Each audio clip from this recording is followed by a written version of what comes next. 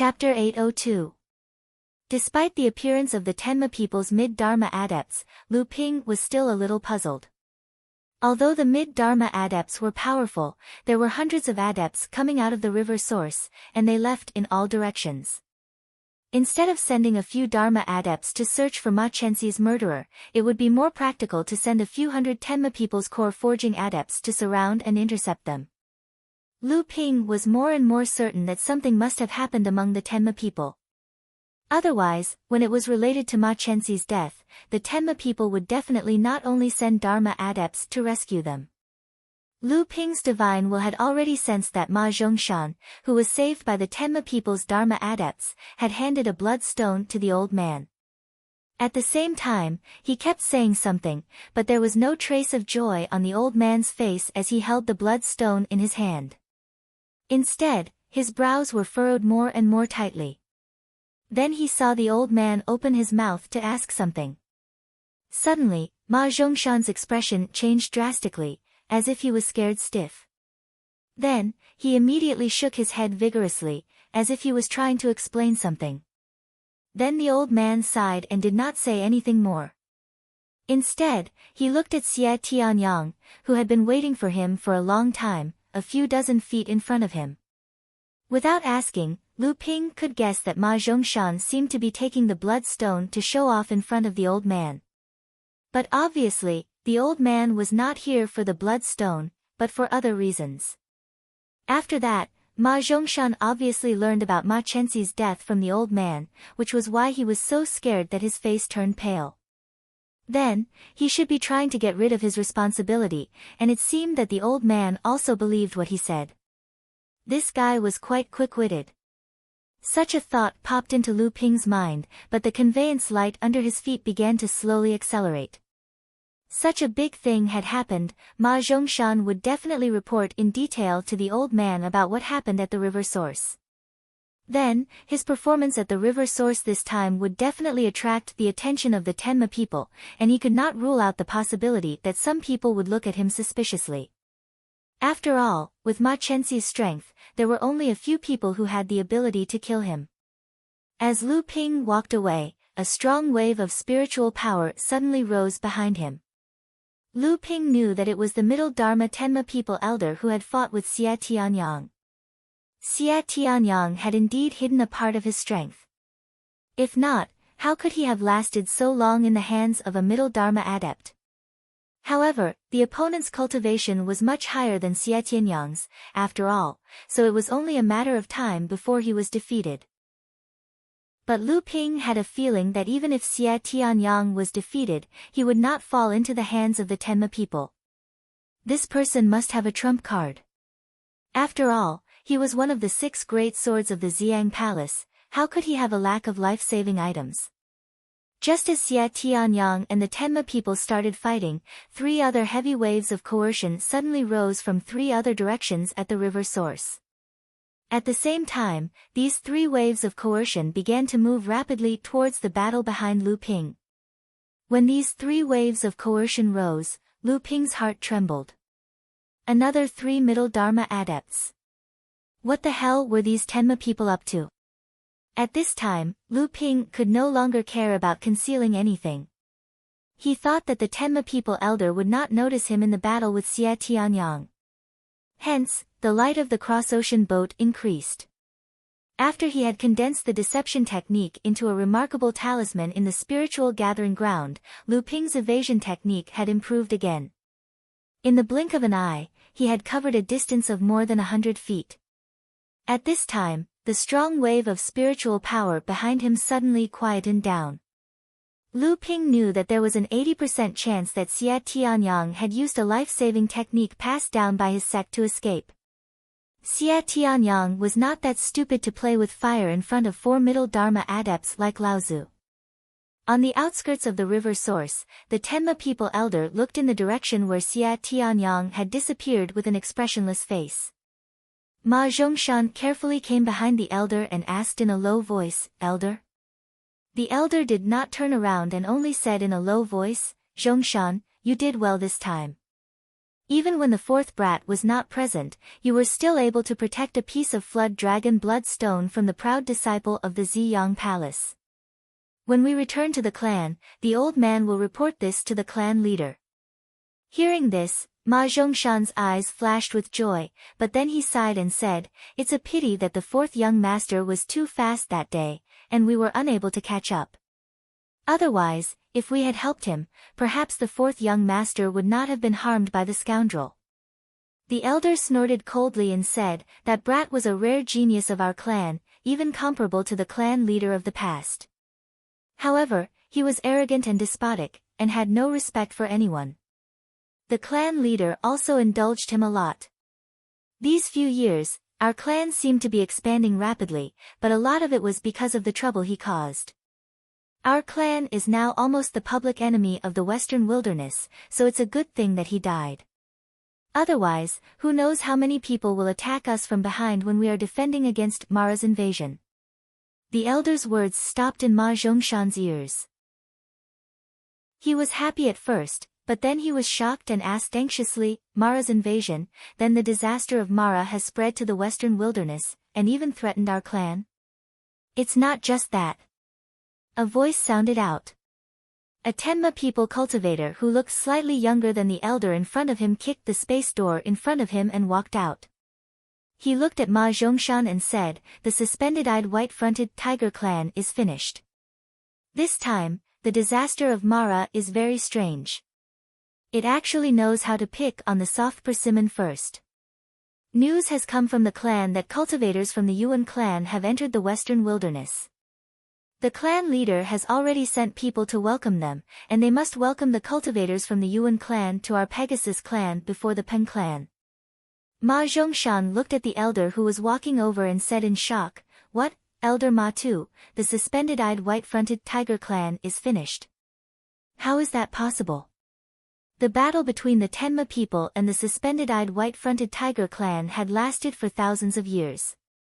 Both sides could be said to be in a state where one side would not rest until the other was dead. The Tenma people schemed and finally gained the upper hand in the battle between the two clans, causing the strength of the suspended-eyed white-fronted tiger clan to continuously decline. But even so, the Tenma people still did not dare to start a war of extermination against the suspended-eyed white-fronted tiger clan. Aside from many other factors, the main reason was that the suspended-eyed white-fronted tiger clan was, after all, a top clan. Even if they were on a decline, a starving camel was still bigger than a horse. The Tenma people naturally did not want to fight between two tigers. Not to mention, there was the golden-winged Pen clan in the Western Wilderness, and the Khoi clan that had always occupied the Yulon River was not easy to deal with. Who knew if they would suddenly come ashore in the upper reaches of the Yulon River? But now, this clan that the Tenma people feared so much had been exterminated just like that. How could this not cause Ma Zhongshan to tremble with fear? Mara was able to exterminate the suspended-eyed white-fronted tiger clan so easily. Most likely, even the Tenma people would not be a match for him. Elder Ma Tu, who had just arrived, glanced at Ma Zhongshan, then turned to Elder Mali, who was in front of him, and said, "Mara has come with far greater ferocity than before. If we are not careful, even our clan will suffer heavy losses. At this critical moment of life and death, the patriarch has sent the four of us to the river source to find the murderer of Ma Xiaoxi." This is really, when Elder Mali glared at him, Elder Ma Tu had no choice but to swallow the words he was about to say. When he spoke again, he had already changed the topic. "Fourth elder brother, fifth elder brother and seventh younger brother have already inquired among the clan disciples who have come out of the river source. This time, there are only 3 people who are on par with Little C. Aside from Li Tong of the Khoi clan and Xia Tianyang of the Purple Sun Palace, the others such as Zhang Jiming and Lei Lao Lu are all a level higher than Little C. Furthermore, it seems that these people have no chance of killing Little C. This is strange. Could it be that there are other experts hidden in the river source that have not been discovered?" Elder Mali made an "oh" sound and said indifferently, "There are crouching tigers and hidden dragons in the cultivation world. Even though little C is overflowing with talent, he may not be invincible among cultivators of the same level. However, you just said that there are 3 people who are on par with little C in this river source. Who is the third person? Ma Tu looked at Ma Zhongshan, who was standing quietly to the side, and said, speaking of which, this is a bit unexpected. This person is actually a cultivator from the North Sea called Lu Xianping. His sword skills with dual swords are most likely not inferior to Xie Tianyang's. It is said that during the fight for the Flood Dragon Bloodstones, he killed Lei Laolu with 1 strike. At the same time, he also chopped a green sea snake that Lei Laolu had kidnapped into meat paste. However, this person seems to have become the biggest winner of the river source this time. Out of the 7 Flood Dragon Bloodstones, 3 were destroyed by him, and 2 were taken by him. As for the remaining 2, 1 is in our hands, and the other was taken by Li Tong of the Koi clan from the Western Desolate Palace. Green Sea Snake. Elder Ma Li's brows furrowed into a knot. It seemed that the appearance of the green sea snake had caused many things to be out of his control. However, he immediately asked, is it possible that this Lu Xianping is the murderer of Little Four? Elder Ma Tu hesitated for a moment and said, Little Four was lured away by Lei Laolu. After that, Lei Laolu returned and took the opportunity to snatch the green sea snake while Li Tong and Xie Tianyang were fighting. Instead, he was mistakenly killed by Lu Xianping, who rushed over from another direction.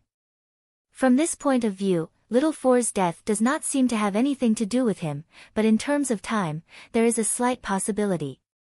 It's just that although Lu Xianping appeared in front of everyone a moment later, it was only a moment of time. Among the cultivators of the same level in the cultivation world, who could kill Little Four so quickly and cleanly? If it was said that in the cultivation world, there were a few cultivators of the same level who could surpass Ma Chenxi, the 2 Tenma people elders Ma Li and Ma Tu believed it, but if it was said that Ma Chenxi could be killed in an extremely short period of time, these 2 elders did not believe it. No one could know Ma Chenxi's strength better than them. Where are 5th brother and 7th brother now? Elder Mali seemed to have thought of something and asked Elder Ma Tuesday, 5th brother and 7th brother, one is following Li Tong, and the other is chasing after Lu Xianping. With Little Four's strength, he most likely died in the trap of everyone's encirclement. However, the 2 Flood Dragon Blood Stones on Lu Xianping are also things that our clan must obtain. Elder Mali nodded in affirmation of Elder Ma Tu's arrangements. However, he heard Elder Ma Tu murmur to himself, this is really strange. Since when has the North Sea been able to cultivate such talents? Chapter 803. Although the North Sea training world has always been known as the desert of the training world, this does not mean that there are not 1 or 2 decent talents in the North Sea. Elder Mali seemed to have thought of something and seemed to refute Elder Ma Tu, but he also seemed to have thought of something and mumbled to himself. Oh. Elder Ma Tu asked curiously, 4th brother, do you know people from the North Sea? That was hundreds of years ago. If those 2 were still alive, they would at least be the leaders of their respective sections. Elder Ma Tu's expression only lasted for a moment before he recovered, as if that distant memory had long become shallow in his mind. I'll go chase after that Xie Tianyang first.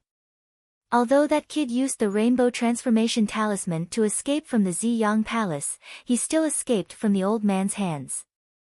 If others find out, they won't say that it was the Rainbow Transformation Talisman. They will only say that he escaped from the hands of the Tenma people's mid-Dharma adept, Mali. The old man can't afford to lose face like that. After saying this, Elder Mali's body suddenly turned into a thin piece of paper and disappeared into a crack in the void. Elder Ma Tu thought of something and said, 4th brother, that kid can be punished lightly, but if he kills him, we won't be able to answer to the Ziyang Palace. There was no reply in the void, and Zhou Donghuang did not know if Elder Mali had heard what he had asked of him.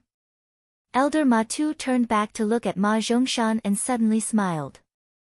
He said, kid, you're quite quick-witted and lucky. Come back with me first. Lu Ping finally understood what it meant to have extreme joy turned to sorrow. Looking at the 4 great azuras below him and the demonic cultivator hovering in the sky above him, Lu Ping seemed to understand why there were no cultivators from the Tenma people, the Koi Carp clan, the Western Desert Temple, or the other sects at the source of the river. Just as Lu Ping felt that he had escaped the attention of the mid-Dharma adepts of the Tenma people, Lu Ping immediately flew towards the east at full speed. However, before he could fly for more than 2 hours, he crashed into the ambush formed by the Shura and the Shuras in front of him. A large lotus flower flashed beneath Lu Ping's feet and a crystalline curtain of light shone from the bottom to the top. A black flag hovered above his head and a bluish-purple curtain of light shone from the top to the bottom. The 2 curtains of light intertwined to protect Lu Ping. Earlier, Lu Ping had relied on the combined protection of these 2 magic treasures to block the combined attack from 5 Mara. How could there be such a coincidence? This was already the hinterland of the Western Desert. If Mara appeared here, did it not mean that the situation in the Western Desert was even more serious? The Tenma people and the Koi Carp clan might have already been suppressed by Mara and retreated to their old nest. It was no wonder that the Tenma people could only send a few Dharma adepts to receive them, while the Koi Carp clan did not send anyone to receive them. It was obvious that the situation had already developed to a serious stage. Moreover, from what Lu Ping could see, the reason why the Tenma people could send for mid-Dharma adepts to receive them was probably because of the cause of Ma Chenxi's death. This was also the greatest revenge that the head of the Tenma people could do for his son.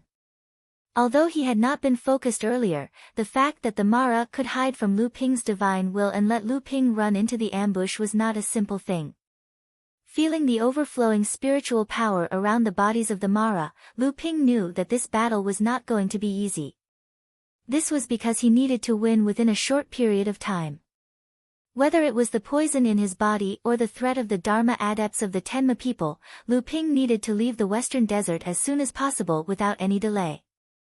Fortunately, at this time, Lu Ping was not fighting alone with Lu Ping. The moment 6th Lei was released by Lu Ping, he shouted, "No way, you've been surrounded by Mara." Then, as if he had suddenly thought of something, he exclaimed, "Mara? Why is Mara here?" Lu Ping was annoyed that 6th Brother Lei's character had suddenly become so shallow after joining him. At this moment, 6th Brother Lei no longer had the calmness that a bandit and assassin in the cultivation world should have. Without saying a word, Samling rushed towards one of the Shuras. Each of these 4 Shuras had the power of a human practitioner at the 9th or even the peak of the core forging stage. Samling should be able to deal with one of them together. Of course, the premise was that these 4 Shuras did not have a very good coordination with the demonic Shuras above them. However, the cruel reality still made Lu Ping's heart sink. Samling's first attack had been repelled by the Shuras. If it were not for Lu Ping's timely intervention to intercept the Shura's counterattack, Samling would have been seriously injured. Only then did the 3 spirits realize how little experience they had. Although 6th Brother Lei was making a ruckus, his feet did not move at all. Instead, he was carefully observing the situation of the Shuras around him, as if he was pondering something. Damn, I've never heard of Mara having such a good coordination. How can it be different from the inheritance? These Mara are very smart. When Lu Ping heard 6th Brother Lei muttering to himself, a thought flashed through his mind. Putting aside 6th Brother Lei's profound cultivation base, the way he acted, the way he executed his divine arts and spells, his speech and temperament all indicated that he was not an ordinary wandering cultivator. His cultivation base clearly came from an extremely brilliant and rigorous inheritance.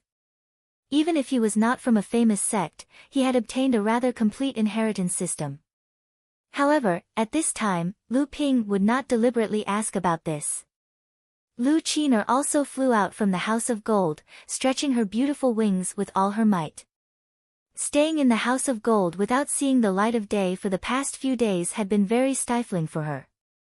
After coming out, she did not pay attention to the surrounding Shuras. As for Dabao, Lu Dague, Lu Taohua, and Zilan, their strength was still too low. If they came out in this kind of situation, they would obviously be a burden.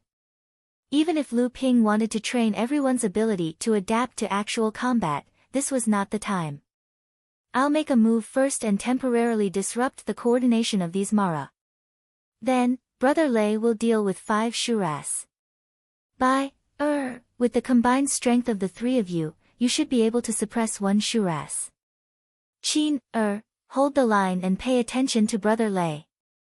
As soon as Lu Ping finished speaking, everyone felt a turbulent divine sense form around Lu Ping to form a barrier around them. Obviously, it was to prevent the sneak attack of the Shuras. At the same time, a bolt of lightning came down from the sky. Under the fearful gazes of the Mara, it fell towards the Shuras that were wrapped in a black fog. A sharp cry rang out from within the black fog. A clump of black fog quickly condensed into a strange black bird with a pair of wings in the air. The strange bird raised its head to the sky and let out another mournful cry. A black beam of light shot out from the strange bird's mouth and collided with the lightning descending from the sky. The moment the black beam of light came into contact with the lightning, it quickly melted like black snow under the sun. Lightning magic was indeed the most powerful magic technique to counter the Mara. However, this black beam of light was clearly not ordinary. Although it was broken by the lightning magic that Lu Ping used through the 7 treasures lightning gourd, the black beam of light itself was more than half corroded by the black beam of light. The remaining part of the lightning was dissolved by the other Shuras before it could even land on the head of the Shuras. Lu Ping looked at the strange bird on the head of the Shura's head. The fear in his heart increased. This Shuras could condense the black fog into a strange bird. It was obvious that its gold core had already begun to nurture its Dharma power. Its cultivation had clearly reached the peak of the core forging realm and was only 1 step away from becoming a blood demon. Lu Ping didn't expect this Shuras to also be able to cultivate Dharma power. He just didn't know whether this Shura's Dharma power would be a Wan or a Peng. Lu Ping's attack had clearly shocked the headless Mara. Chapter 804. Killing a demonic Azura that was only 1 step away from becoming a blood demon so easily not only messed up the formation of the other 4 Azuras, but even 6th Brother Lei was shocked. In particular, the lightning spell that descended from the sky made 6th Brother Lei secretly wonder how many more tricks his new master had yet to use. Lu Ping killed the leading Azura with a lightning strike. The remaining 4 Azuras immediately realized that something was wrong and turned to escape. However, there was no way Lu Ping and the others would let them do as they wished. The Samling's combined strength was enough to completely suppress the weakest Azura. Lu Qin let out a long cry and spread her wings, blocking a Azura that was trying to escape from 6th Brother Lei. Then, 6th Brother Lei went up to hold it back. Lu Ping's dual flying swords were all transferred to a Azura that was starting to fight for its life. However, before the other Azura could escape, Chang Lu's sword had already slashed towards the Azura's head with an unparalleled sword chi. The Azura did not expect Lu Ping's reaction to be so fast. However, the Azura was already very powerful, and it was also a wind Azura. It spun around and turned into a cloud of sand that scattered in all directions. For a moment, no one knew where the Azura was hiding. However, Lu Ping's Chang Lu's sword did not stop at all. Instead, the sword light became even sharper and greater. Lu Ping flipped the sword over and slapped down with the back of the sword. Sharp sword chi shot in all directions, and painful roars could be heard from all directions. Layers of sand gathered, and when the wind Azura reappeared, it was already riddled with holes. Although it had dodged Chang Lu's sword's flying slash, just the aftermath of the sword chi had caused it to be heavily injured.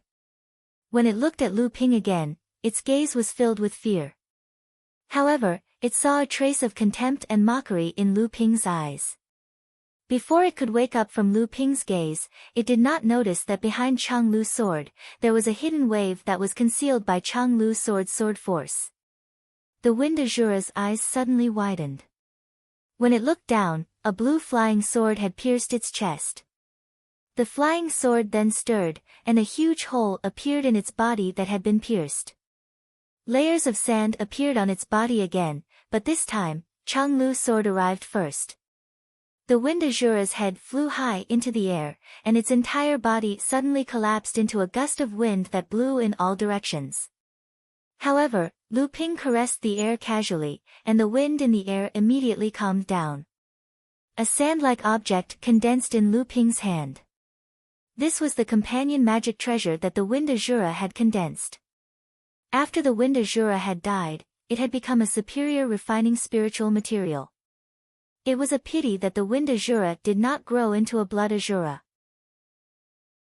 Otherwise, this companion magic treasure would have become a companion spiritual treasure. After being modified by a refining grandmaster, it could also unleash the power of a 7th or 8th tier spiritual treasure in the hands of a cultivator. Of course, if there really was a blood Shura, most of them would not be a match for it, let alone think about killing it. At this time, the other 3 Azuras no longer had the power to resist the combined forces of Lu Ping and the others, and were beheaded by Lu Ping and the others. It seems that many things have happened in the past 5 years. I just don't know how big the Mara disaster is in the Western Wilderness, whether it has spread to other places, and what is the current situation in the North Sea. Lu Ping watched Lu Ling happily put away the companion magic treasures of the Azuras, and could not help but feel worried. Before he left the Yingshan Immortal Academy, although the Mara there had been weakened after the battle at the Abundant Jade Swamp, it was still the first place in the entire Central Plains where the Mara disaster broke out. In a few years, no one knew if there would be a large number of Mara there. I don't know about other places, but it seems that the situation in the Western Wilderness is not good. Otherwise, the Pegasus and Koi clan would not have ignored the opening of the river source. 6th Brother Lei looked around for a moment before continuing. Logically speaking, we should have already stepped into the territory of the Green Hill Foxes from where we are right now. Moreover, we're already deep into the territory of the Green Hill Foxes. However, not only have we not discovered a single patrolling fox along the way, we've even been ambushed by the 5-headed demon. Looks like the situation of the Green Hill Foxes isn't very good. Even if they haven't been exterminated, they're probably trapped on Green Hill. Lu Ping knew that 6th Brother Lei had come to the Western Wilderness from the Central Plains to avoid the disaster, so he was more familiar with the Western Wilderness than himself. Since he said so, the situation should not be wrong. However, when Lu Ping heard him mention the 9 hill foxes, he thought of the little sand fox he had encountered when he first came to the Western Wilderness. He did not know how it was now. Hopefully, it could survive this catastrophe. However, when he parted with the little sand fox, he had discovered that there were high-grade cultivators of the Fox clan rushing over, presumably looking for the little sand fox. In this case, the little sand fox should have some status in the Fox clan. With the protection of a high-grade fox, its chances of survival were undoubtedly much higher, unless Green Hill was also captured by Mara. After Lu Ping opened the door of the House of Gold and sent Samling and the others back, he did not rush to leave. Instead, he patted his chest, and Linglong came out from behind Lu Ping. Lu Ping looked at Linglong with some distrust and asked doubtfully, "Is it really possible?" Linglong glared at Lu Ping and suddenly jumped up, saying, "What's with that look? If you don't believe me, then forget it. I don't want to waste the effort. Isn't it better to directly use your qi in the core space of your heart to nurture it?" Lu Ping didn't know whether to laugh or cry as he looked at the little girl. In the end, he could only say, all right, I'm just ignorant and inexperienced. I've never heard of anyone being able to absorb spiritual energy from Mo Luo to form a spirit meridian. This matter sounds too shocking. How come I've never heard of such a thing in the cultivation world for more than 10,000 years? And I've never heard you mention it before? Linglong raised her head proudly and said, "It's all because your cultivation level is too low. If you had the cultivation level of the Dharma stage, Linglong's body would not have taken so long to fully recover, and Linglong would not have to wait until now to realize that she still has a method to form a spirit pulse from Mara. However, in the world of cultivation, Linglong is not the only treasure that can absorb qi from Mara to form a spirit pulse. It's just that these treasures have been kept for themselves, and no one else knows about it. Lu Ping narrowed his eyes and pondered for a moment. Then, he asked Ling Long in a deep voice, Ling Long, do you know anyone in the cultivation world who knows of such a method to extract the spirit vein from Mo Luo's body? Ling Long rolled her eyes and said, where else? The 5 Holy Lands definitely know about this method. What about the other sects? Other sects? I don't know. Probably none. I can't remember. Lu Ping nodded thoughtfully. After all, the artifact spirit of a treasure had not become a natural spirit. As time passed, the artifact spirit would lose its spirituality. A few thousand years was enough for Ling Long to forget many things. In reality, if Ling Long had not been brought out of the Ying Tian dojo by Tianlin Laozu, in another few hundred to 1,000 years, Ling Long's spirituality would have been destroyed. At that time, Ling Long's wine cauldron would have become a spirit-nurturing treasure again. Only after a treasure had gone through 3 thunder tribulations would it become a pure yang treasure. The artifact spirit would accumulate enough pure yang qi, and then the artifact spirit would be able to merge with the body and become a natural spirit, possessing all the instincts of the demon clan and the human clan. However, in order for a treasure to overcome the thunder tribulations, it would need the help of a cultivator. A treasure could not cultivate on its own and could only accumulate power through the nurturing of a cultivator.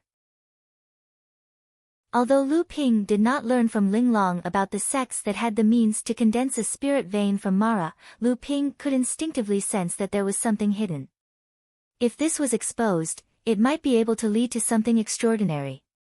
Shaking his head, Lu Ping put these thoughts aside and a palm-sized wine cauldron appeared in his hand. Tossing Ling Long's wine cauldron up, Ling Long transformed into a beam of light and entered the wine cauldron. Next, the wine cauldron began to slowly spin in the air. Invisible fluctuations spread out from Lu Ping's divine sense. Immediately, Lu Ping felt faint waves of spiritual energy gathering towards Ling Long's wine cauldron. Asuras were bloodthirsty and demonic cultivators devoured souls. However, regardless of whether it was an Asura or a demonic cultivator, they all had a common characteristic, spirit devouring. When Mara was hiding, he would often find a spirit vein and devour it to recuperate. Because of this, every Asura was a condensation of spiritual energy essence. After an Asura or demonic cultivator died, aside from returning to their original source, the spiritual energy essence within their body would gradually disperse. In a short period of time, the spiritual energy near the place where Mara died would significantly increase. After the calamity of Mara, the surviving Mara would often find spirit veins in desolate places and hide there. The cultivation world would also often encircle and annihilate the surviving Mara on a large scale. Every time they found a place where Mara gathered, it would mean the discovery of a spirit vein. Therefore, after every Mara calamity, the cultivation world was always able to quickly recover its strength. The reason for this was the discovery of these spirit veins. Ling Long's wine cauldron originally had the effect of condensing spirit veins. However, this effect lasted for too long. If the wine cauldron targeted these fallen Mara, the time for the wine cauldron to condense spirit veins would undoubtedly be greatly shortened. After half a day, the wine cauldron stopped spinning. Ling Long came out of the wine cauldron dejectedly. Lu Ping quickly asked, "How is it? How much have you condensed?" Ling Long said angrily, "How much?" "Only a quarter, and only a quarter of a miniature spirit vein." Lu Ping was stunned and instinctively said, "Only a little." As soon as Lu Ping said this, he knew that he had said something wrong. Sure enough, Ling Long immediately became unhappy and said loudly, "What do you mean by only a little? If you have the ability, kill a blood Asura now. I will immediately condense a complete miniature spirit vein for you." Chapter 805. Although Lu Ping thought that one blood Shura could only condense one complete mini-spirit meridian, he still hurriedly waved his hands and said, "I was wrong, I was wrong. But what exactly is going on?" Ling Long's anger had not dissipated, and she naturally said unhappily, "Who asked you to be so weak?" If you had the cultivation of the Dharma stage, your body could at least condense half of the mini-spirit meridian just now. This was already the second time that Ling Long had complained about Lu Ping's low level of cultivation, and Lu Ping could only listen. The power of a spirit treasure could only be unleashed in the hands of a Dharma adept. Normally, a late core forging adept who could use a spirit treasure was already considered an elite. Like Lu Ping, who could unleash 70% to 80% of the power of a spirit treasure, even some early Dharma adepts with weaker forces might not be able to do so. It seemed that he really needed to increase his level of cultivation. It was just that he had only trained for a little more than 100 years, and he was already at the 9th level of the core forging stage. There was still a long way to go from the 9th level of the core forging stage to the peak of the core forging stage, and advancing from the peak of the core forging stage to the Dharma stage was as difficult as ascending to the heavens. The amount of effort needed to advance from the peak of the core forging stage to the Dharma stage might be equal to the amount of time he had spent on training. Even so, advancing to the Dharma stage with a little more than 200 years of cultivation was still an unattainable height in the world of cultivation. Lu Ping temporarily put aside his thoughts and said to Ling Long with a smile, "It's not that the amount of spirit meridian that Ling Long can condense is too little, but that these Mara are too weak.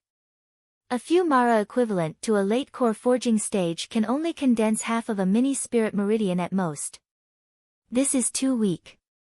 Lu Ping paused, then continued, "Even the blood Shura and the blood demon are too weak. Even if I advance to the Dharma stage, I can only condense 2 mini-spirit meridian." Ling Long interrupted Lu Ping angrily and said, "Even if you advance to the Dharma stage, the spirit meridian that you can condense from the blood demon's body is at most a miniature spirit meridian." Lu Ping was stunned and said, "Why? Didn't you just say that you can condense one from the blood Azura now?" "If you wait until I advance to the Dharma stage," Ling Long let out a cold snort and said in embarrassment, "It's not because of you. It's because of Ling Long's true body." Seeing that Lu Ping was a little stunned, Ling Long continued to explain, "Right now, Ling Long is only a spiritual treasure that has gone through the first thunder trial. At most, her true body can condense 1 mini-spirit meridian. No matter how many Mara there are, it won't be enough. If you can help Ling Long go through the second thunder trial and become a second tribulation spiritual treasure, then Ling Long's true body can condense 1 small spirit meridian. If it has gone through the third thunder trial, as long as there are enough Mara corpses, Ling Long can condense a medium spirit meridian." Lu Ping was a little excited and then asked, "What if you continue to grow and become a pure yang magic weapon?" Ling Long seemed to hate her master's ambition and said grumpily, "Who knows? If you have the ability, ask Ape Taoist." It is said that all the magic weapons that can condense spirit meridian are passed down from Ape Taoist's spiritual iron. At the beginning of the world, it is said that Ape Taoist used his own spiritual iron to determine the spirit meridian of the world. And the spiritual iron is said to be a pure yang magic weapon. The spiritual iron is ranked 4th among the great magic weapons of the beginning of the world, second only to Peng Doran's 7 treasures Thunder Calabash, Jiao Doran's spiritual sword, and Ape Taoist's furnace of fate. Determine the spirit meridian of the world? Lu Ping looked at Ling Long in a daze, as if he had just realized that Ling Long also had such a powerful bloodline. He said, "Doesn't that mean you can also become a spiritual iron in the future?" Ling Long couldn't remember how many times she had rolled her eyes. "We are just imitations. We want to become a pure yang magic weapon like the spiritual iron. Even we don't know. Anyway, after the 7th patriarch of the world of the beginning of the world, have you heard of anyone who upgraded their magic weapon to a pure yang magic weapon?" Ling Long paused, feeling that Lu Ping had not been shocked enough. She added, "There is also a 7-treasure Thunder Calabash in your core space, which is a scourge. When other spiritual treasures face the Thunder Tribulation, they can be abandoned by their masters even if they can't pass it. It rarely hurts the people who help the spiritual treasure pass the Thunder Tribulation. Although the 7-treasure Thunder Calabash is powerful, it itself is a target that attracts thunder. In history, it has implicated many of its masters in the Thunder Tribulation." Lu Ping subconsciously used his divine thoughts to penetrate the core space. At this time, he found that the seven treasure thunder calabash was obediently revolving around his Jindan, as if it had heard what Ling Long said. It seemed to be a little more tranquil than usual. Lu Ping sighed inwardly. For a moment, he didn't know whether he should be happy or worried. He could only say, "The cart will cross the mountain when it comes to the mountain. Let's take one step at a time." Several days later, Lu Ping finally got rid of several waves of Mara's attacks in the vast grassland. He once again came to the small town where he had just entered the western wilderness. Now, he had almost become the laughing stock of the western wilderness. Even if he managed to capture Xia Tianyang, it would probably be difficult for him to salvage the reputation of his clan. However, he could not stop now, and the two of them were still wandering around the grasslands of the western wilderness. However, it was said that the news had already reached the Purple Sun Palace, and there were already great powers of the Purple Sun Palace rushing towards the western wilderness to receive Xia Tianyang. Now, everyone was discussing whether Xia Tianyang could hold on until the great powers of the Purple Sun Palace arrived. Lu Ping had only been in the small town for half a day, and he had already understood most of the many things that had happened in the western wilderness. However, he did not expect that the situation in the western wilderness would suddenly become so complicated because of the river source and the disaster of Mara. Moreover, he had undoubtedly played a role in stirring up the various forces that had stirred up the situation. There was a teleportation portal in the small town, and this was also the reason why the practitioners who had gathered in the small town had the courage to fight with Mara. After all, if things went south, they could just abandon the small town and use the teleportation portal to escape. The reason why they wanted to fight with Mara was because the disaster of Mara was a catastrophe for the entire world of practitioners, and it could not be avoided even if they wanted to. The practitioners in the world of practitioners were aware of this as well. It was just that Lu Ping could not use this teleportation portal to escape. He knew that the place where the teleportation portal was opened was often the most heavily guarded place. Every practitioner who used the teleportation portal would be subjected to many tests, such as formations, rare treasures, and high-level tests. With his current magical ability to deceive everyone, he could deceive most practitioners when they were not paying attention, but if he wanted to pass the test of the teleportation portal, he did not have the confidence to do so. And at this time, his reputation was ridiculously high. Just the 2 flood dragon blood stones on him were enough to attract several Dharma adepts to beseech him to death. Now, in the situation where rumors were flying everywhere, there were various versions of the cause of Ma Chenxi's death, and many of them were splashing dirty water on him.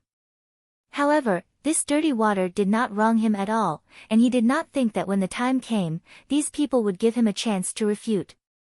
There would always be xenophobic hearts. Now, there were already many people who were indignant. A practitioner from the barren land of the North Sea, who knew what kind of dog's hit luck he had, to actually obtain such a great reputation and benefits. Where would these heroes of the Central Plains and the Western Wilderness be placed in? Right now, Lu Ping suspected that once his identity was exposed, he was afraid that there would be no need for the Tenma people or the high-level practitioners from other sects and clans to come forward. These practitioners around him would immediately surround him and beat him to death. And now, he was resting in the small town for a day or two. These few days of rushing about and fighting not only caused Lu Ping's true yuan to not be able to fully recover, but more importantly, his mental exhaustion needed to be alleviated, not to mention the hidden danger of consuming the yuan burst pill. Lu Ping leisurely wandered in the small town. At this time, because the atmosphere of the war was getting closer, the market of this small town was even more prosperous. Lu Ping picked a lot of spirit herbs from the market. Speaking of which, Lu Ping himself had not opened the Na Chuan cauldron for many years. He did not know if his alchemy skills had become rusty. Lu Ping had just bought a rare 3,000 years old spirit herb from a street stall at the price of a 1,000 years old spirit herb, when he heard a somewhat familiar sound, and Lu Ping could clearly feel that this sound seemed to be directed at him. Chapter 806. Lu Ping looked in the direction of the voice.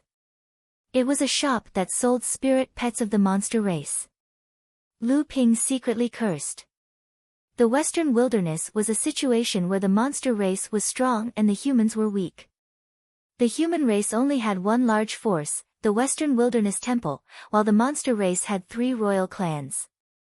Although the Tiger clan was now a real tiger that had fallen, the Koi clan was actually considered half a royal clan in the Western Wilderness. Under such circumstances, the owner of the shop still dared to open a monster pet shop in a human town that was not very strong in terms of protection. This meant that either the owner of the shop was stupid, or he had an extremely strong background that allowed him to ignore the threat from the monster race of the Western Wilderness. Of course, in Lu Ping's view, it was obvious that the latter possibility was almost all.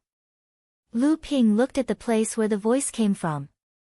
Near the door frame of the shop, in a 3-foot-high spirit cage made of high-grade spiritual materials, a small sand fox was anxiously roaring at Lu Ping. It was this little guy.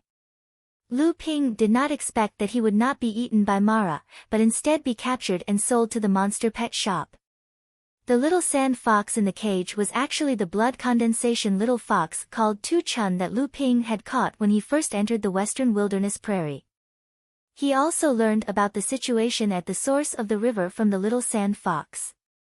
Lu Ping looked at the little sand fox with interest. Lu Ping could see the hope, anxiety, and even a trace of despair in the little sand fox's eyes. The little sand fox had helped him before, so he should save it. However, the Western Wilderness Prairie had long been Mara's world. The Fox clan was probably trapped in Qingqiu Mountain and could not even protect themselves. Even if he redeemed his freedom from the upper bunk, where could he go? Lu Ping walked forward, and immediately a servant in the late blood condensation realm came out from the upper bunk. He said happily, "Senior, are there any monster pets you like? Please feel free to choose. Our shop will definitely give you a fair price."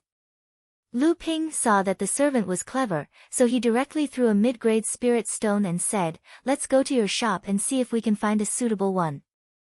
When the manservant saw Lu Ping's generous rewards, he smiled happily and said, "Senior, please bring the small ones. Our shop may be small, but we have a wide variety of goods. Other than the 3 royal clans of the West Barren Grassland, we have almost everything you need from the monster clans." Lu Ping shouted and inadvertently glanced at the forbidden spirit cage that held the sand fox. He said, "You sure talk big. Lead the way and introduce them to me one by one." Lu Ping followed the manservant around the shop and listened to the manservant's introductions. Sure enough, a sparrow may be small, but it had all the essentials. There were already 7 to 10 types of high-grade monsters in the shop. Naturally, there were even more mid-grade and low-grade monsters, all of them in the blood condensation realm. This trip lasted for 4 hours, but Lu Ping only listened and didn't buy anything. Fortunately, the manservant was patient.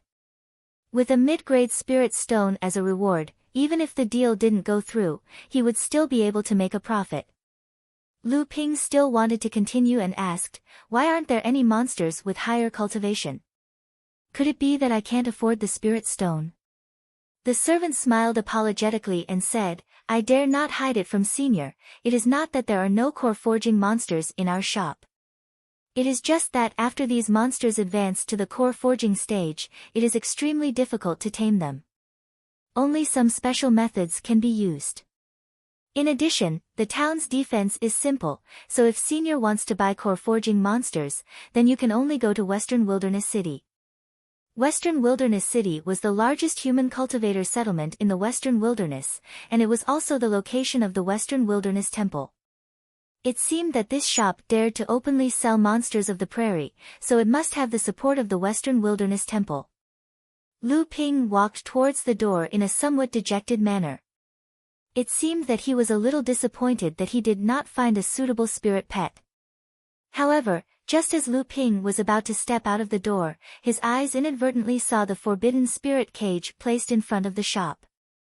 Suddenly, as if he had just recognized the cage, he turned around and asked the servant with a smile, "This is this the forbidden spirit cage? Senior's eyes are like a torch. This is the forbidden spirit cage that can imprison the cultivation of monsters. Oh, that means the fox inside should also be a high-rank demon beast, right? But what's going on with this tiger monster? Is it possible that there is a high-grade tiger monster in the western wilderness prairie? Senior must be joking. The servant quickly explained, in the western wilderness prairie, except for the hanging eyes white forehead tiger clan, the rest of the tiger clan are all low-grade monsters. Few of them are capable, so of course, they are not qualified to enter the forbidden spirit cage. It's just that when we caught this sand fox, this baby tiger happened to be beside us, so we caught it together. However, we didn't expect that this little sand fox would insist on staying with this baby tiger. Along the way, this little sand fox also took good care of this baby tiger, but this baby tiger seemed to be very careful and didn't dare to overstep. It followed behind this sand fox and never caused any trouble. Seeing that Lu Ping was interested in listening, the servant continued to say, "It's strange. There have always been a fox assuming the majesty of a tiger, but what I've seen these days is the opposite. It's a tiger assuming the majesty of a fox." Lu Ping listened and chuckled. His eyes occasionally glanced at the tiger monster, but there was no trace of a smile in his eyes. Instead, there were a few strange green lights flashing from time to time. The so-called self-concealment of divine objects was an almost instinctive magical power adopted for fear that they would be destroyed and killed prematurely before they fully grew up. However, this kind of secret skill was mostly mastered by the top-grade monster clan. Just like when Samling had not yet transformed, if he was not very familiar with the green sea snake, how could he recognize that the 3 snake monsters raised by Lu Ping were actually green sea snakes? Of course, Lu Ping would not expose him. Instead, he asked, "The Fox clan is smart, and the Sand Fox is the main bloodline of the Green Hill Fox clan. Although this Sand Fox is not as good as the top-grade monster clan, its intelligence and dexterity have always been not bad. I'll reluctantly buy this little Sand Fox as a boy to serve me." When the servant heard this, he knew that the business could be done. He hurriedly said, "Senior is wise. These years, in the cultivation world, it has gradually become a trend to use the demon pets of the Fox clan as serving boys. The reason is that the wisdom of the Fox clan has always been no less than that of the top-grade monster clan. After training, they are used to having good eyesight, so the price," Lu Ping glanced at the servant and said, "The price is not a problem, but I'm not a fool. If you dare to ask for an exorbitant price, I won't make trouble for this shop, but I have a 90% chance of making trouble for you." When the servant was glanced at by Lu Ping, he felt as if his body was suddenly pierced by tens of thousands of sword lights. His heart trembled for no reason. When he heard what Lu Ping said, his face turned red and white. Finally, he forced himself to calm down and laugh dryly. "Senior, you must be joking. How would I dare to do that? Besides, our shop has strict rules and has never suppressed our customers. It's just that this Sand Fox is a bit special. It's not that no one valued this Sand Fox before, but when this Sand Fox was sold, it insisted on bringing along this young tiger who is obviously a low-grade monster clan. Otherwise, it would rather die than submit," so, Lu Ping looked at the small tiger hiding behind the Sand Fox. Not only was it as skinny as a stick, it also seemed to have no guts. It had been hiding behind the Sand Fox all along. It seemed that the saying of, "A tiger flaunts the power of a fox," was true. Lu Ping looked at the Sand Fox and then at the young tiger. He seemed to have suddenly changed from exuberant interest to melancholy. Obviously, he was weighing whether it was worthwhile to bring along a low-grade monster clan as a burden. The servant was already a little discouraged. The previous customers had all given up because of this, and it seemed that this one would not be an exception. Unlike the human clan, the demon clan was usually not flexible when it came to certain things, even if the intelligence of this Sand Fox was no less than that of a top-grade monster clan. Since this sand fox insisted on staying with this low-grade young tiger, it was impossible for other cultivators to abandon the young tiger after buying it. This would definitely cause discord between the sand fox and the cultivator, and it would be impossible to subdue it in the future. And if one really wanted to cultivate it, a low-grade monster was undoubtedly a bottomless pit. Even if they used several times the amount of pills and spirit stones, they might not be able to get much effect. Unexpectedly, Lu Ping seemed to like this sand fox very much.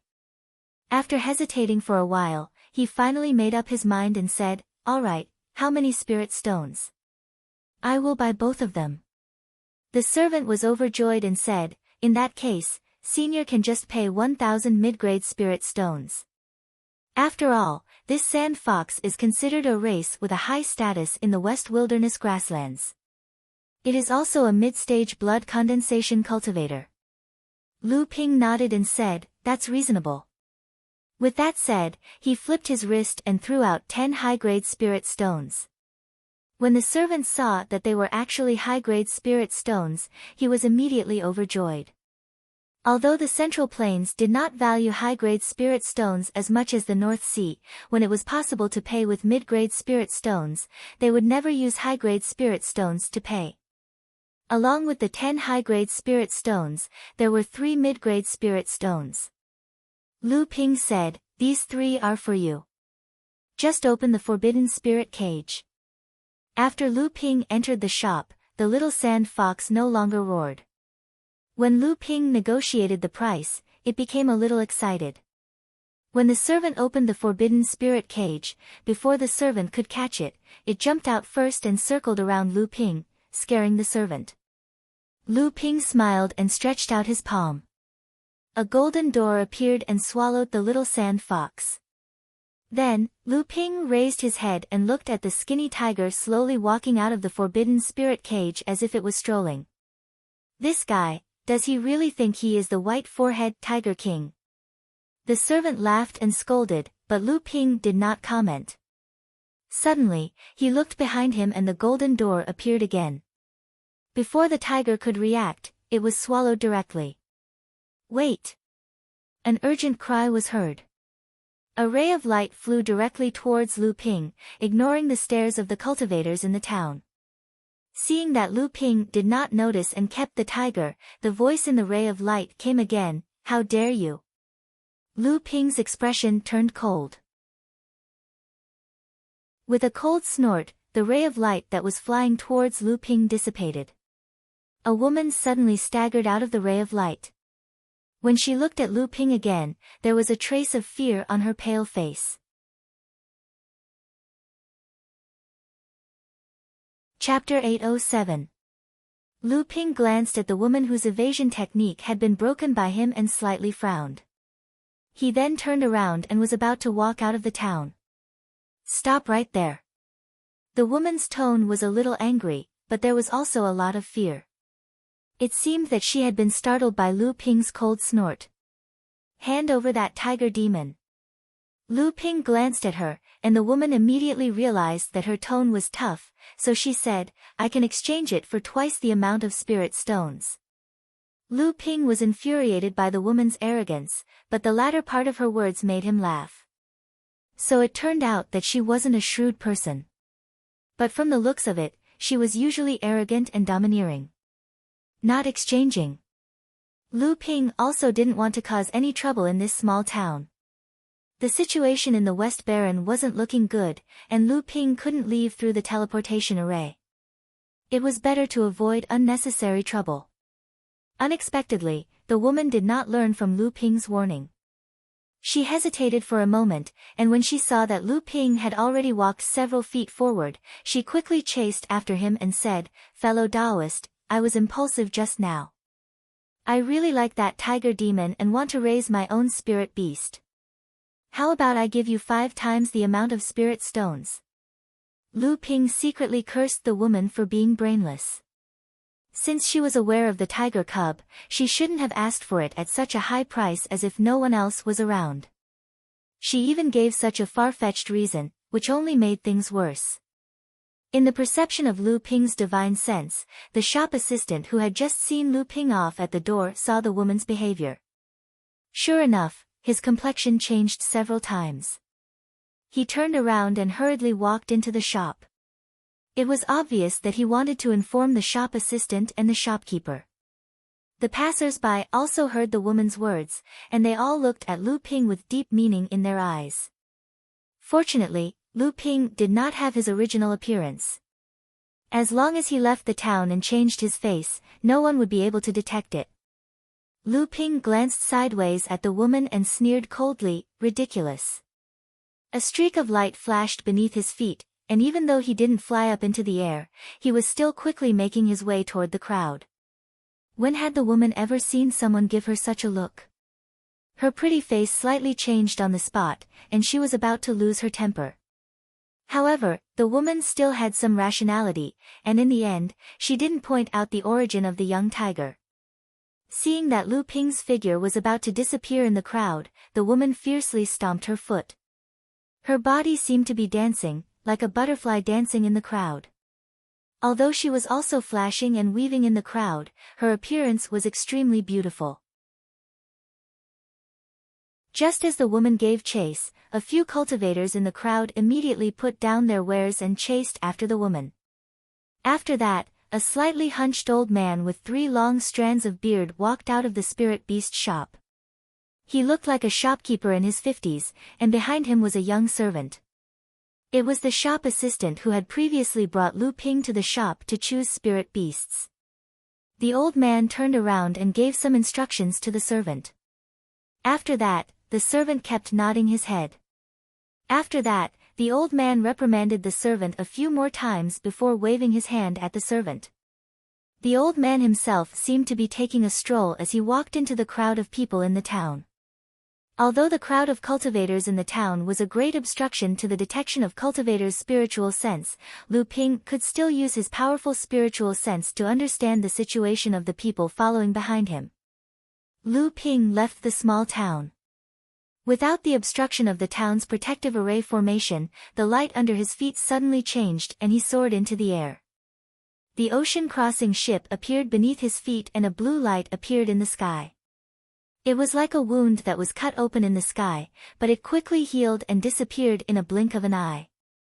When the woman walked out of the town, Lu Ping had already disappeared into the horizon. The woman was not discouraged, and instead smiled proudly. "If it was an ordinary person, I'm afraid they would have been thrown off long ago. Unfortunately, you met me. Today, I'll let you know what I'm capable of." After saying that, she waved her hand, and an exquisite bag appeared. A 5-foot-long divine black panther jumped out of it.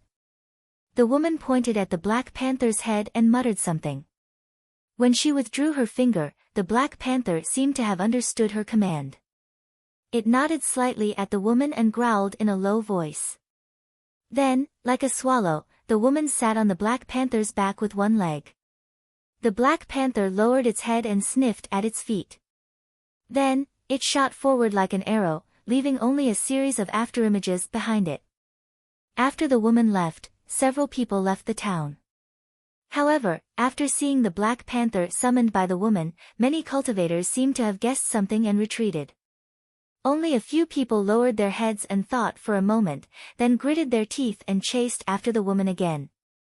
However, these people did not notice that at a corner of the town's wall, the shopkeeper was also frowning slightly as he saw all this.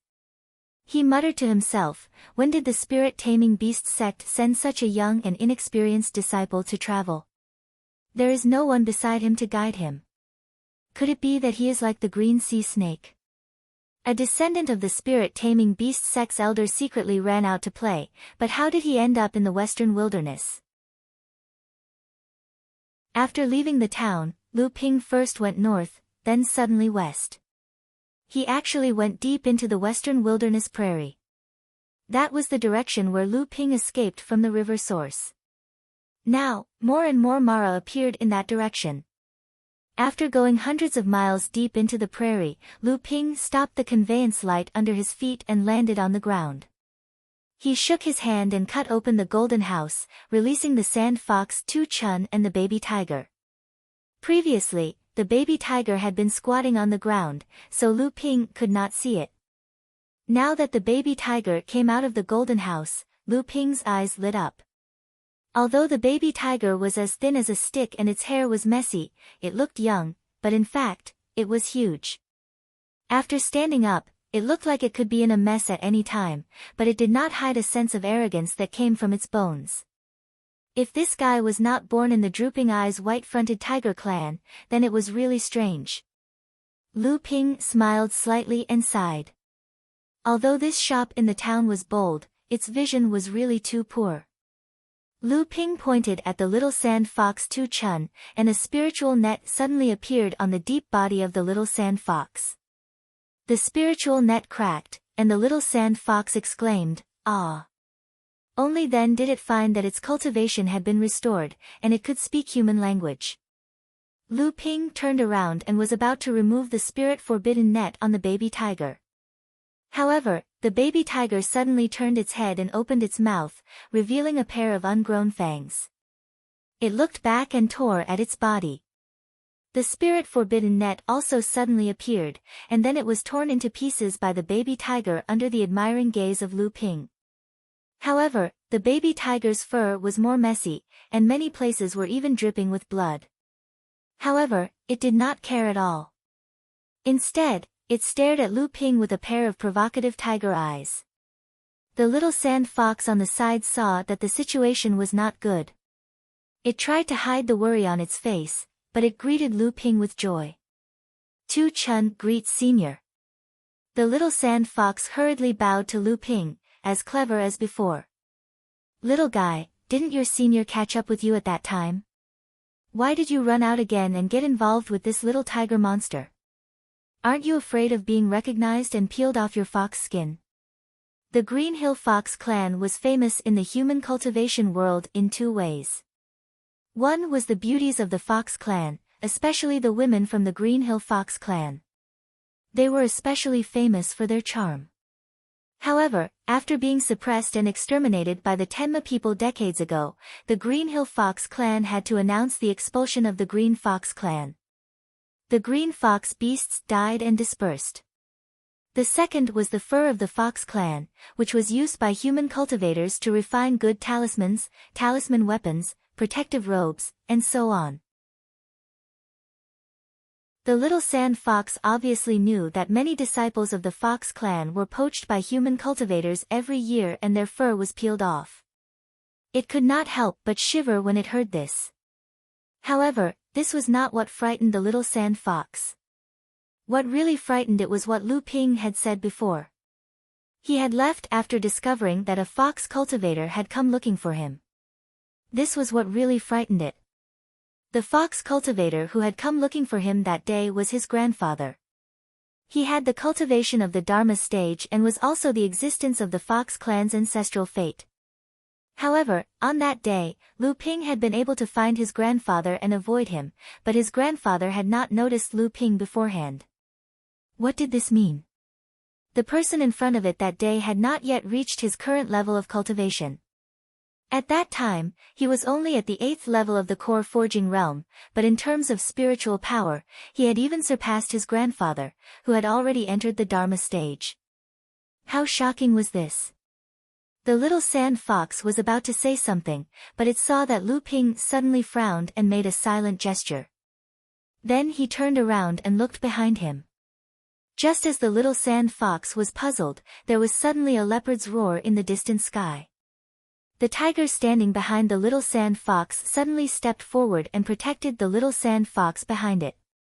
Its white, yellow, and black fur suddenly stood up and it let out a long roar in the direction of the sound, as if responding to the leopard's provocation. Ha, it's really here. Little Black did a good job. That tiger is really the sang-eyed white-fronted tiger. The woman's voice came from afar.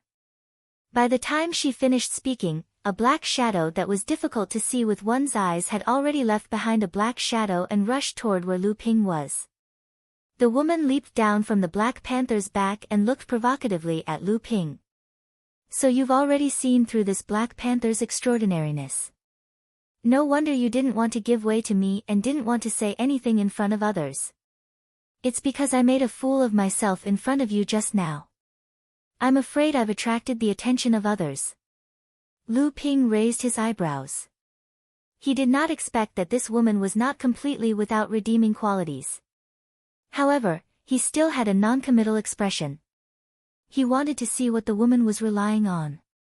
How could she be so confident that she could take the tiger demon from him when he already knew the background of the tiger? Was she going to fight him head-on?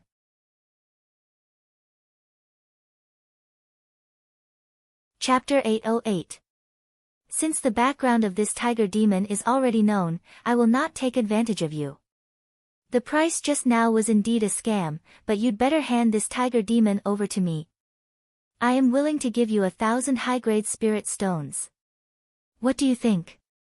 1,000 high-grade spirit stones was already a price that was enough to bribe a Dharma adept. This woman was really generous, bringing such a large sum of spirit stones with her. Was she not afraid of being robbed? This sum of spirit stones was enough to make a Dharma adept greedy. However, Lu Ping did not care. Now, he did not have too many extravagant demands for spirit stones. The spirit stones he had on him were already enough for him to practice. Now, what he valued were things that spirit stones could not exchange for. Why, you think it's too little? The woman frowned and said, don't be too greedy. 1,000 high-grade spirit stones is enough for me to bribe a Dharma adept to rob it. You should be able to see my sincerity clearly. Lu Ping smiled slightly and said, since I know that this tiger is from the single-eyed white-fronted tiger tribe, how can it be bought with spirit stones? When the woman heard this, she did not refute it. After a while, she said, what you said is not unreasonable. What do you want? I can try my best to satisfy you. However, you have to think clearly.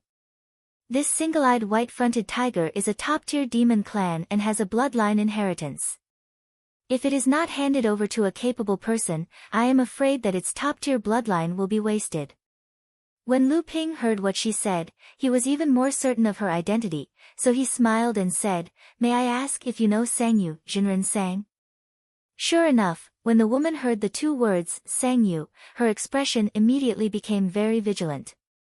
She said coldly, what do you mean?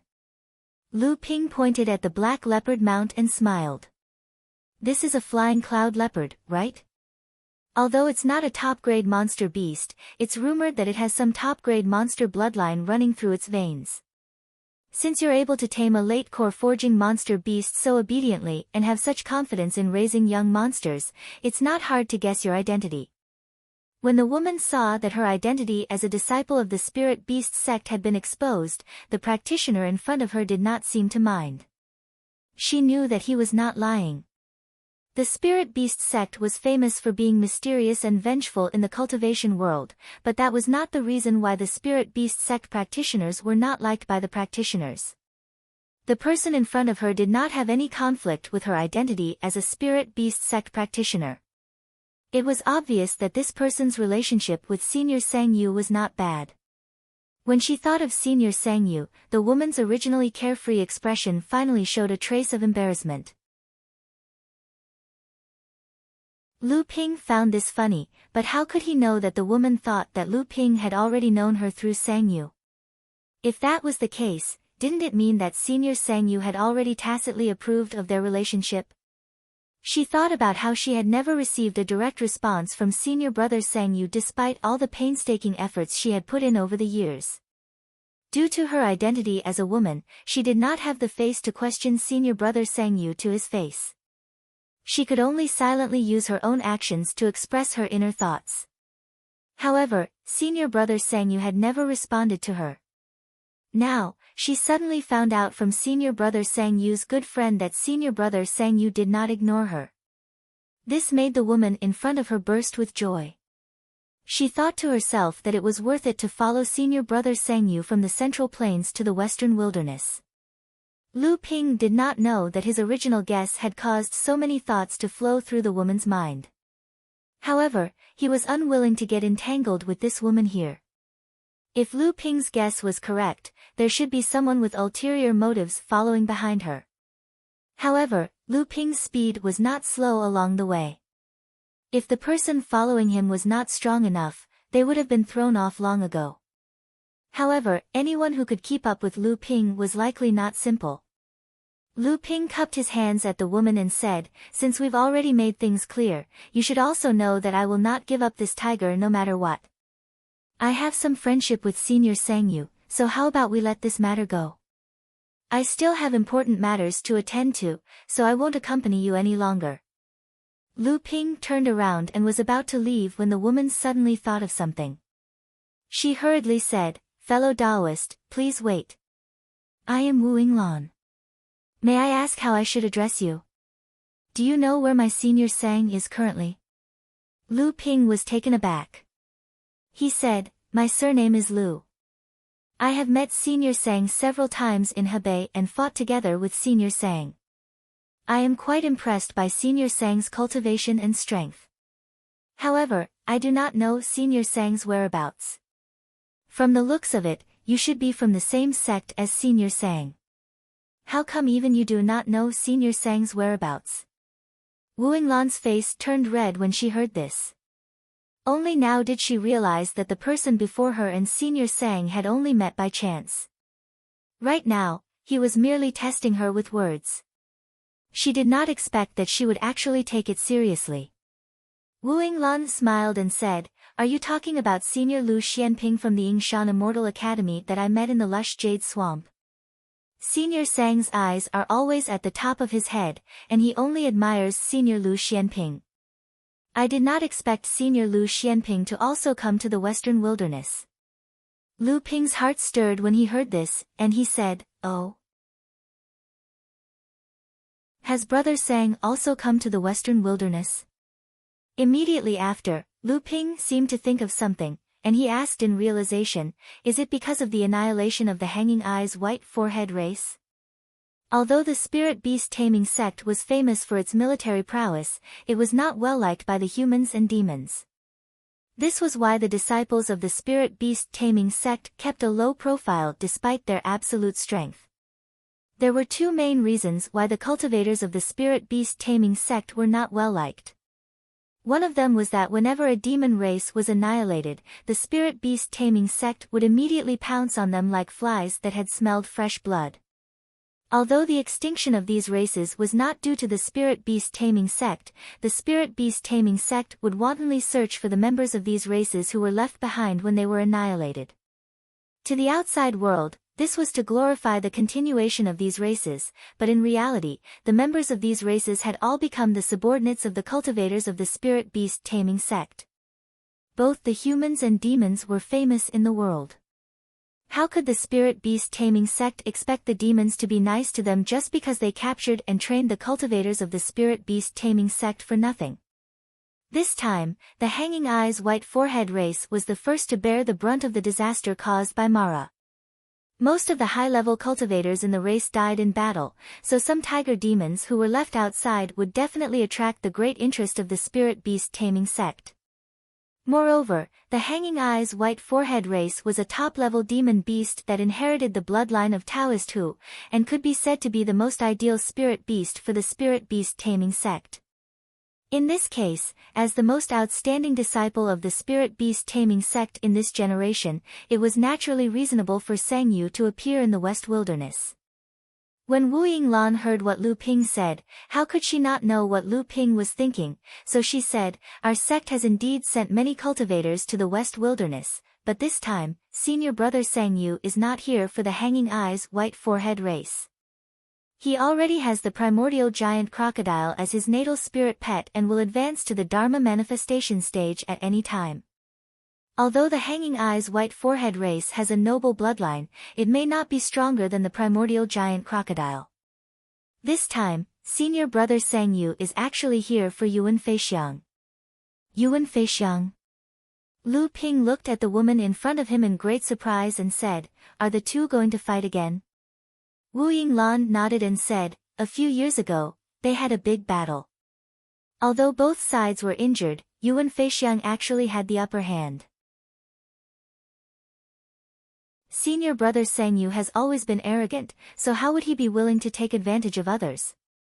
Originally, senior brother Sangyu was not among the people who entered the West Wilderness this time, but after hearing that the Yuan family had sent cultivators to the West Wilderness to help the Western Wilderness Demon Clan resist the disaster caused by Mara, and that Yuan Feixiang was also among them, I rushed here overnight. When Lu Ping saw that Wu Yinglan had said so much in one go, he knew that she most likely had something to ask of him, so he smiled and said, "Miss, if you have something that is difficult to say, feel free to say it. I have great respect for senior brother Sang, so if there is anything you need, I will definitely do my best." Wu Yinglan's expression relaxed, clearly relieved. Lu Ping was astonished, but he was even more cautious inside. At present, there were many forces competing in the West Wilderness, and there was also a great enemy like Mara. If he was careless and ended up suffering a great loss, he shouldn't expect Jinling to support him from behind. When cultivators from the spirit beast taming sect went out to train, other than the first time they were accompanied by someone guided by the sect, they would be alone in the cultivation world for the rest of the time. Unless they were killed, it was very difficult for them to receive help from the sect. In the battle between Sang Yu and Yuan Feifei had the support of the Yuan clan, while Sang Yu did not have the support of the spirit beast taming sect. When this woman found out that the person before her was actually Lu Xianping, whom Sang Yu held in high esteem, she immediately thought of inviting people to help her senior brother. Wu Yinglan was just about to speak when she saw the expression in Lu Ping's eyes suddenly change, and she hurriedly bit down on the words that were about to come out of her mouth.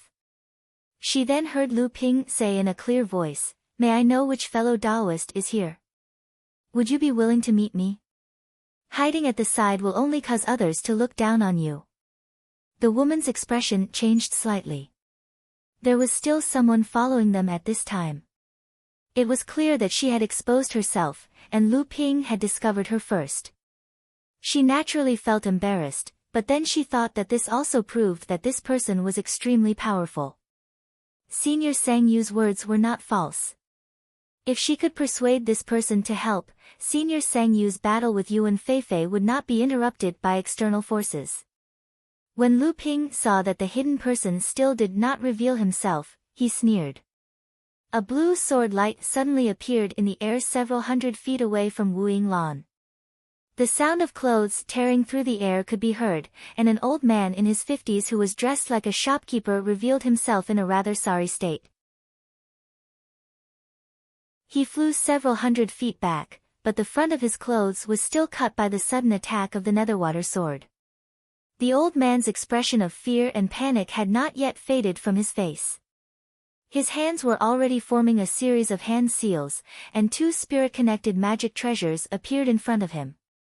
Then, as if he still felt uneasy, he swept a horsetail whisk in front of him, and the sword chi of the Netherwater sword that had followed him like a shadow was completely destroyed. It was a spirit-nurturing magic treasure. "Cultivator of the Western Wilderness Palace, may I ask how I should address you? Why are you secretly following me?" Wu Yinglan's expression darkened, and she opened her mouth to interrogate him aggressively.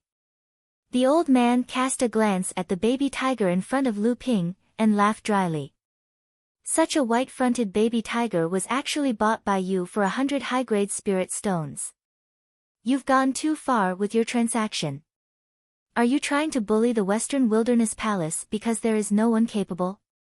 "Hee hee." Lu Ping sneered, and said, "Are you going back on your word? Aren't you afraid of ruining the reputation of the Western Wilderness Palace?" Beside him, Wu Yinglan was even more unbridled. "These words sound so new. Since when did your Western Wilderness Palace have someone? The thing I hate the most in my life is people who bully others with their power." The Black Panther under her feet roared at the old man in coordination. The old man's expression changed, but he did not make a mistake this time. He exclaimed, "Flying Cloud Panther, are you really from the Spirit Beast Taming Sect?" As soon as he finished speaking, the Black Panther had already turned into a bolt of black lightning, pouncing towards the old man. The old man had already been frightened out of his wits by Lu Ping's elusive/earlier. Seeing that the two of them were clearly in cahoots, he was also wary of the spirit beast taming sect's reputation. Thus, when he saw Wu Yinglan make a move, he actually turned and fled. This was out of Lu Ping's expectations.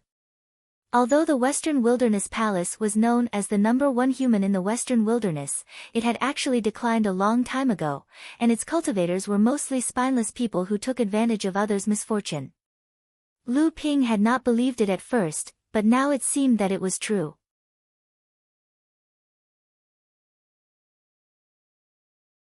Chapter 809. Yuan was here, and Mara was here. There was a joke in the world of practitioners, which basically meant that wherever a practitioner of the Yuan family appeared, the calamity of Mara would follow. Naturally, this joke was not true, and the practitioners all knew that the joke was actually reversed.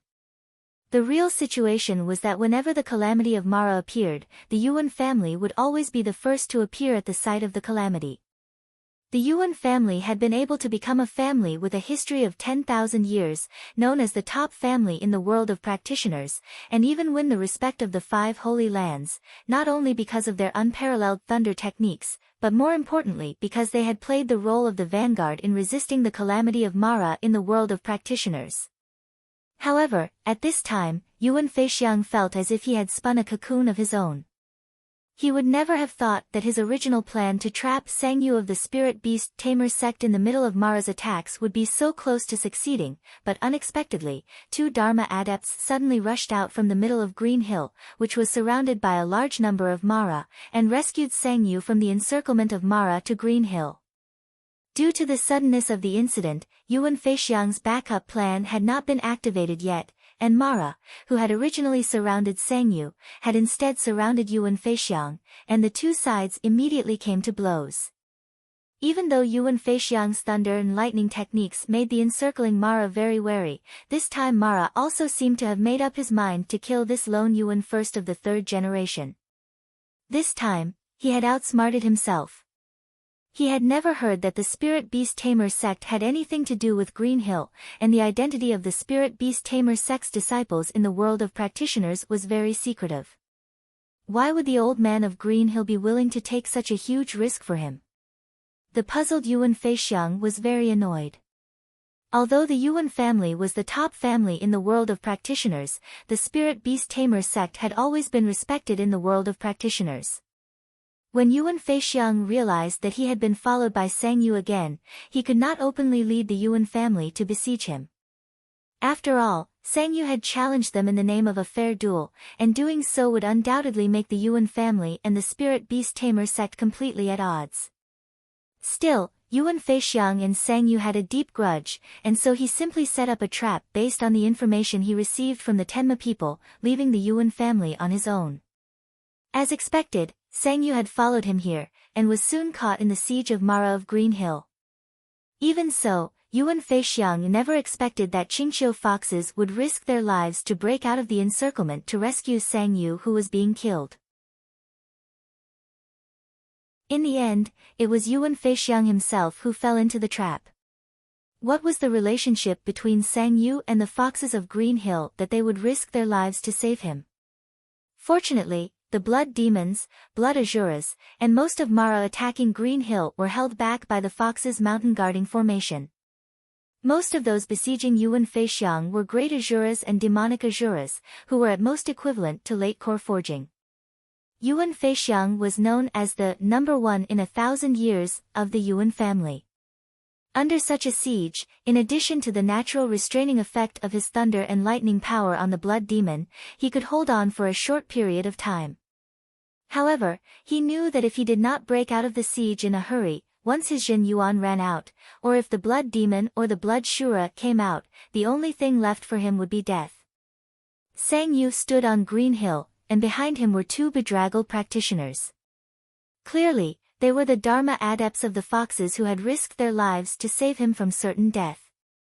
But now, Sang Yu did not express his gratitude to the 2 behind him for saving him. Instead, he looked coldly at the white-haired, elderly foxes standing before him. "What is it?" There was a hint of bitterness in the elderly practitioner's smile as he said, "We haven't seen each other for more than 200 years, and you don't even recognize me as your grandfather? I am not a member of the foxes.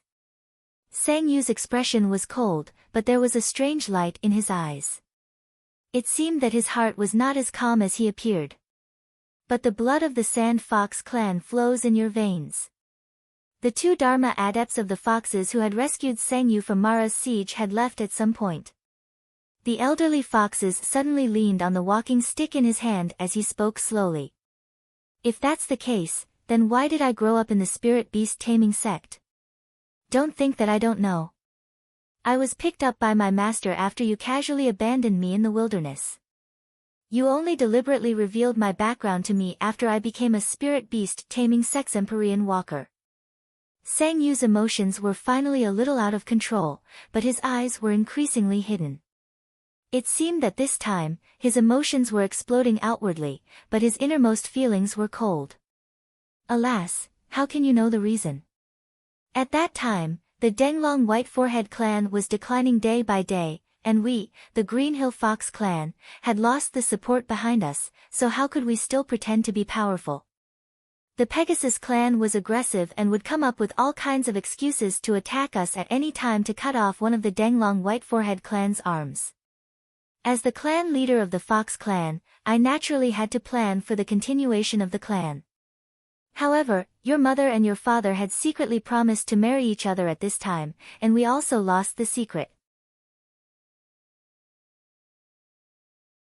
Seeing that the Pegasus clan was sharpening their knives and the extinction of the Fox clan was right in front of us, I had no choice but to put justice before family. Put justice before family. Ha, what a good way to put justice before family. Sang Yu smiled insincerely and said coldly, 200 years ago, I killed your daughter and son-in-law for the sake of justice. More than 100 years ago, the white foxes were wiped out. Decades ago, you pushed the Green Fox clan to the slaughter of the Tenma people. Your Green Hill was saved, and the clan leader is still the clan leader. But how many of the 9 branches of the Fox clan are left in your hands after all these years?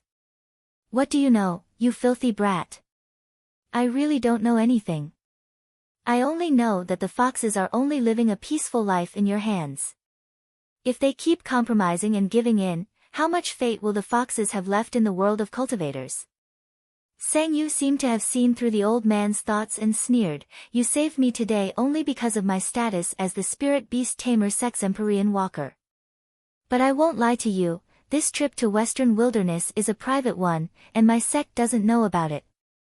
You'd better put away your plan to rescue the Green Hill foxes while it's still early. No cultivators from my sect will come. The old man's hair and beard were standing on end, but his face was pale as if Sang Yu had really seen through him. He pointed at Sang Yu but could not say a word. In the end, he let out a long, bleak sigh and waved at Sang Yu, saying, let's go. Go and recover your inner Yuan. Once the siege on Mara is slightly lifted, you can just charge out. With your cultivation base, I'll hold back a few Mara beasts from the blood-lettered symbol. As long as you don't get surrounded again, those Mara beasts won't be able to stop you. Sang Yu snorted coldly and turned to walk to the back, as if he was very familiar with Green Hill. Right after Sang Yu left, the 2 cultivators of the Fox clan who had rescued him from Mara's siege appeared beside the old man again. Clan leader, Sang, that kid really can't get in touch with the spirit beast tamer sect? One of them asked worriedly, the situation before us is very unfavorable. Mara could break the mountain shielding formation at any time, and when that happens, our Green Hill would probably face a catastrophe. The other person added, this time, Mara's invasion of the Western Wilderness is fierce, and the suspended-eyed white-fronted clan is finished. What's strange is that while our Green Hill has some strength, it shouldn't have attracted Mara to come with such a large force. Isn't there something strange about this? The old man, who was also the Fox clan leader, pondered for a moment and said, when Mara first arrived at Green Hill, he was not as strong as he is now. Instead, he received 2 inexplicable reinforcements. Before this, the old man had heard a rumor that when Crouching Tiger Mountain where the Suspended-Eyed White-Fronted Clan was broken, some of the Suspended-Eyed White-Fronted Clan's clansmen wandered outside, and Mara hunted them down. In this generation, they lost track of the Suspended-Eyed White-Fronted Clan, and could only meet up with Mara who besieged our clan. The other reason is the land of the river source. The land of the river source. That's right. This time, the disaster of Mara is extremely strange. It seems that there is an extremely brilliant person secretly manipulating it, which is something rarely seen in the past. When the fox cultivator heard that the chief said, "very few, but not none," it meant that there had been similar manipulations during the calamity of Mara previously. Hence, he asked in surprise, "What's going on?" Thus, he asked in surprise, "Clan leader, could it be that the disaster of Mara also seemed to be manipulated like this? But it doesn't make sense. Why didn't Mara besiege the Pegasus and the Golden Rock clans? Why did he come for us, the small Fox clan?" The Fox clan leader said, "The disasters of Mara in the cultivation world can be big or small. The big ones will sweep through the entire cultivation world, while the small ones will at least harm a region.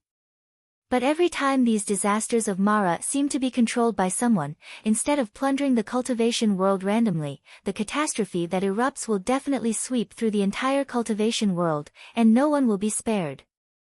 Looking at the confused expressions of the two, the Fox clan leader explained, "The first reinforcements must have been because they were chasing after the Suspended-Eyed White-Fronted Clan, and the second chase might be because of the cultivators who have come out of seclusion at the land of the river source."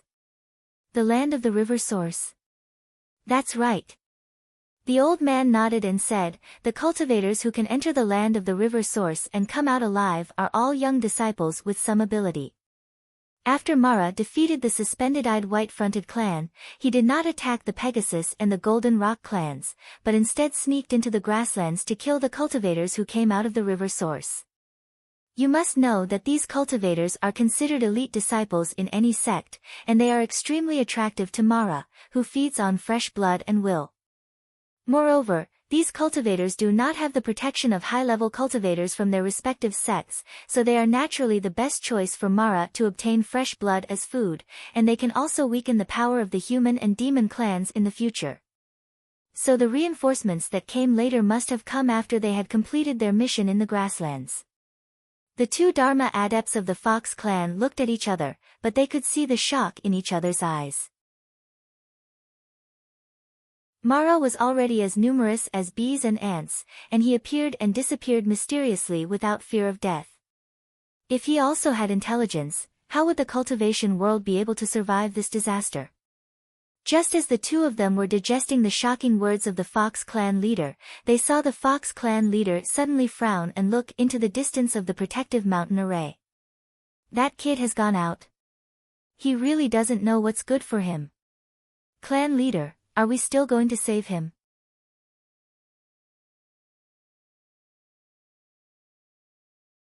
Chapter 8:10. Rumble. The commotion outside Qingqiu Mountain was getting louder and louder. This commotion doesn't seem right. Why is there such a huge commotion? Something's definitely not right. The pressure on the protective array hasn't increased. Could it be that this commotion is caused by that kid? Both of them turned to look at their clan leader, and a gleam of joy flashed across their eyes. Both of them then thought of another possibility: reinforcements had arrived. Xia Tianyang knew that if he could walk out of the western wilderness alive, his name would shake the world.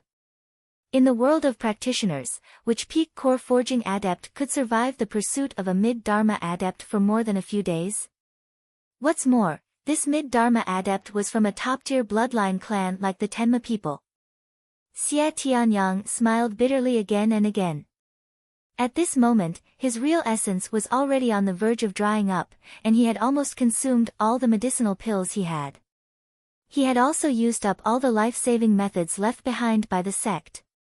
On this prairie, he still had to constantly guard against the sneak attacks of Devil Luo, who had concealed his tracks from various places. Xia Tianyang was already at the end of his rope. Finally, he did not have to play the cat-and-mouse game anymore, especially when he was the mouse. Xia Tianyang took out the last agate-like core medicine from his robes. These were the 3 life-saving core medicines that he had brought with him from Ziyang Palace. Although they were not used to heal injuries, they could greatly restore the inner yuan within a practitioner's body in an extremely short amount of time. It was with the 2 pills that Xia Tianyang had been able to last so long under Elder Ma Li's pursuit, and now, this was the last one. At this moment, the core medicine could be said to be his last life-saving item. Even though he knew that this was tantamount to quenching thirst with poison, and that these core medicines that could restore inner yuan in an extremely short amount of time would cause great harm to the practitioner's own bloodline and physical body, he did not have the time to think so much at this point. Boom, boom, boom. A familiar sound came from afar, and Xia Tianyang cursed inwardly. Why were all the Tenma people so flashy? Were they not worried about provoking jealousy when they made their entrance? Damn the galloping of 10,000 horses. Damn Tenma people's divine ability.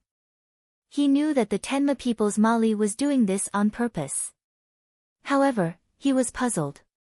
Along the way, although the Tenma people's elder had relied on his own life-saving methods to escape capture time and time again, there were a few times when the Tenma people's elder was clearly confident that he could capture or kill him, but in the end, he would unintentionally let him go. Originally, Xia Tianyang thought that the other party was deliberately teasing him. However, in the past 2 days, Xia Tianyang finally realized that the other party was not teasing him. Instead, the other party did not dare to kill him. The news of him being chased by the Tenma people's Dharma phase elder in the western wilderness must have already spread to the sect. With his status, there was no reason for Ziyang Palace to stand by and watch. The sect must have already sent experts over.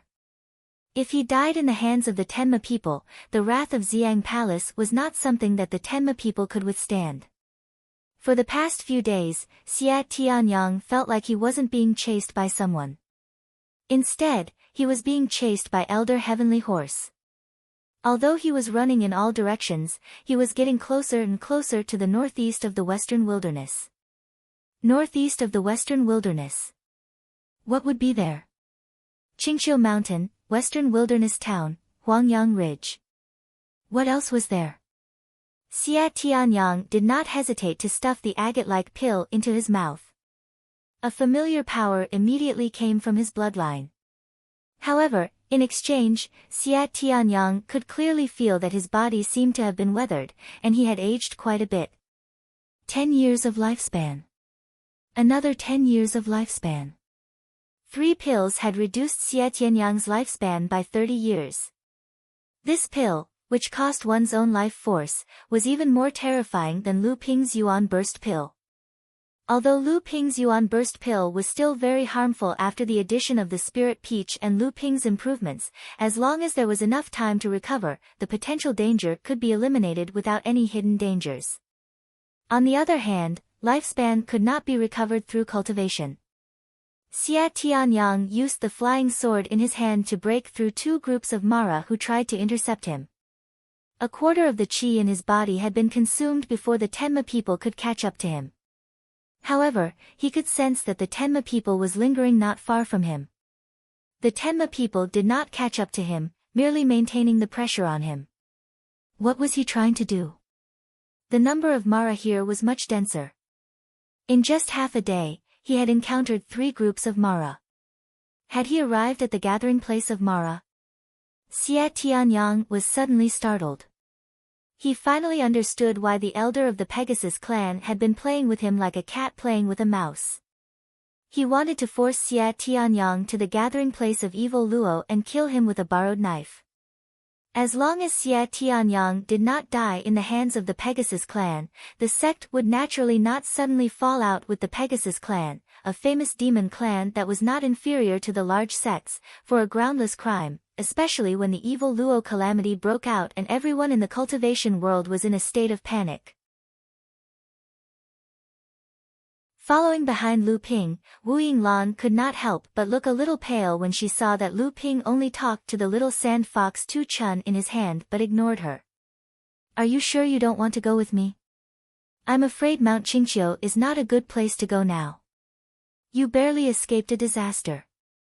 If you insist on going back, once Mount Qingqiu is captured by Mara, I'm afraid it will be difficult for the Sand Fox clan to survive. What if the clan is wiped out? Lu Ping's words could even be regarded as sincere advice.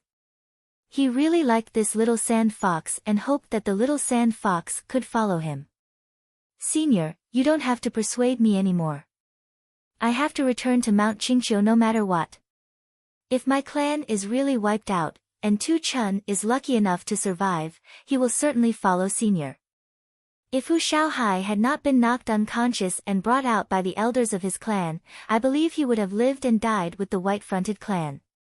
It was only later that he was forced to live because of the oath he made to save his elder before he died. Even if he was captured by the scum of the human race, he had to endure the humiliation. I hope Senior can treat him well. Lu Ping sent the little sand fox to a place only 5 miles away from Mount Qingqiu. From here, they could already hear the earth-shaking roars coming from Mount Qingqiu, and the various rainbow-colored lights brought about by the eruption of various spells could be seen clearly from afar. Even if a practitioner in the late core forging realm calmed down and searched carefully, his divine sense might be able to find traces of them. The battle was still going on, which at least showed that Mount Qingqiu had not fallen and that the Sand Fox clan still existed. The little sand fox could not stand it anymore. It jumped out of Lu Ping's arms and was about to run towards Mount Qingqiu. However, it had only taken 2 steps when it felt a grip on its neck, and its entire body had been lifted into the air by Lu Ping. Something's not right. Come, let's go and take a look. Strands of multicolored threads rose around Lu Ping's body, intertwining and forming a large silk robe in no time at all. As the robe covered Lu Ping's body, Lu Ping's entire being grew weaker and weaker in Wu Yinglan's divine sense until it slowly disappeared. Wu Yinglan stomped her foot viciously, but she knew her own limits. The battle in the distance was raging like a raging fire, and it was not something she could participate in with her ability. Just as Wu Yinglan was at a loss for what to do, she suddenly saw a loud rumble from Mount Qingqiu, which had been shrouded in grey mist. All the previous rumbles from the battle had been reduced. Wu Yinglan shuddered. When she raised her head to look, she saw that the grey fog was surging outwards as if a pot had been boiled. A storm of spiritual energy was approaching from afar. Even though Wu Yinglan was already 2.5 kilometers away from Green Hill, she was still blown backwards by this storm of spiritual energy. Just as Lu Ping arrived at the outskirts of Mount Qingqiu, he saw dozens of Mara of various sizes suddenly rise from the bottom of the pot like leaves being pushed by boiling water, only to be washed away in all directions by the boiling water. The massive storm of spiritual energy affected even Lu Ping himself. Ignoring the little sand fox's protests, he threw it into the house of gold. The water-controlling flag had long since risen over his head, and it was fixed firmly in the air amidst the massive blast of spiritual energy. The violent tremors of spiritual energy prevented Lu Ping from using his divine sense to probe what was happening in the grey mist. Soon, he saw a figure who was trying his best to control himself stumble out of the grey mist after the dozens of Mara that had been sent flying. "Brother Sang Yu!" Lu Ping shouted.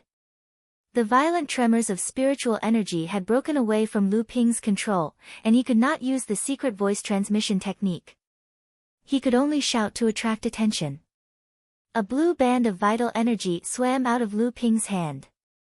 Like a blue sea snake, it flowed against the tremors of spiritual energy and finally wrapped around the helpless Sang Yu. Sang Yu felt something tighten around his waist. When he turned to look, he was startled. When he saw that Lu Ping had removed the deception technique from his face, he was surprised and delighted. Lu Ping's hand shook, and the band of vital energy shrank back. Sang Yu was immediately pulled over by Lu Ping. Only then did Lu Ping realize that the vital energy in Sang Yu's body had been shaken away, which was why he could not even control his body in the spiritual energy storm. Lu Ping was secretly shocked. What kind of people were fighting? Just the aftermath of a battle could shake a cultivator like Sang Yu to the point where his vital energy was depleted. As Lu Ping thought about it, he stuffed an elixir into Sang Yu's mouth. Sang Yu also knew that Lu Ping was an alchemist. Moreover, his limbs were sore, so he could only let Lu Ping do whatever he wanted. When the elixir entered his stomach, it immediately turned into a warm current that spread to his limbs and bones. The vital energy in his meridians immediately condensed faster, and Sage Sang Yu quickly realized that he could control his limbs again. As expected, Lu Xianping from Yingshan Immortal Academy and Lu Xianping from North Xijinling are the same person. I think that Yingshan Immortal Academy is also a place that North Xijinling is using to deceive people. Please keep this a secret, Brother Sang. Hehe, the spirit beast taming sect has always been detached from the human and demon races. We don't care about the matters of the cultivation world. The two of them reached a tacit understanding. Just as Lu Ping was about to talk about Wu Yinglan, he saw a majestic ball of golden light suddenly erupt from the waving of the sword. A series of electric snakes darted around in all directions without any pattern, and countless miserable howls came from the gray fog. Lu Ping turned to look at Sang Yu, who was only slightly surprised, and said, "The people from the Yuan clan are also inside?"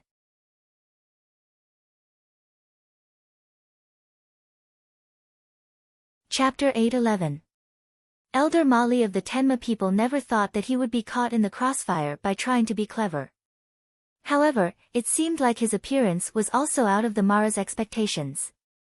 Although he was besieged by 2 blood Shuras and 1 blood demon the moment he appeared, the 3 Mara were also flustered by his counterattack.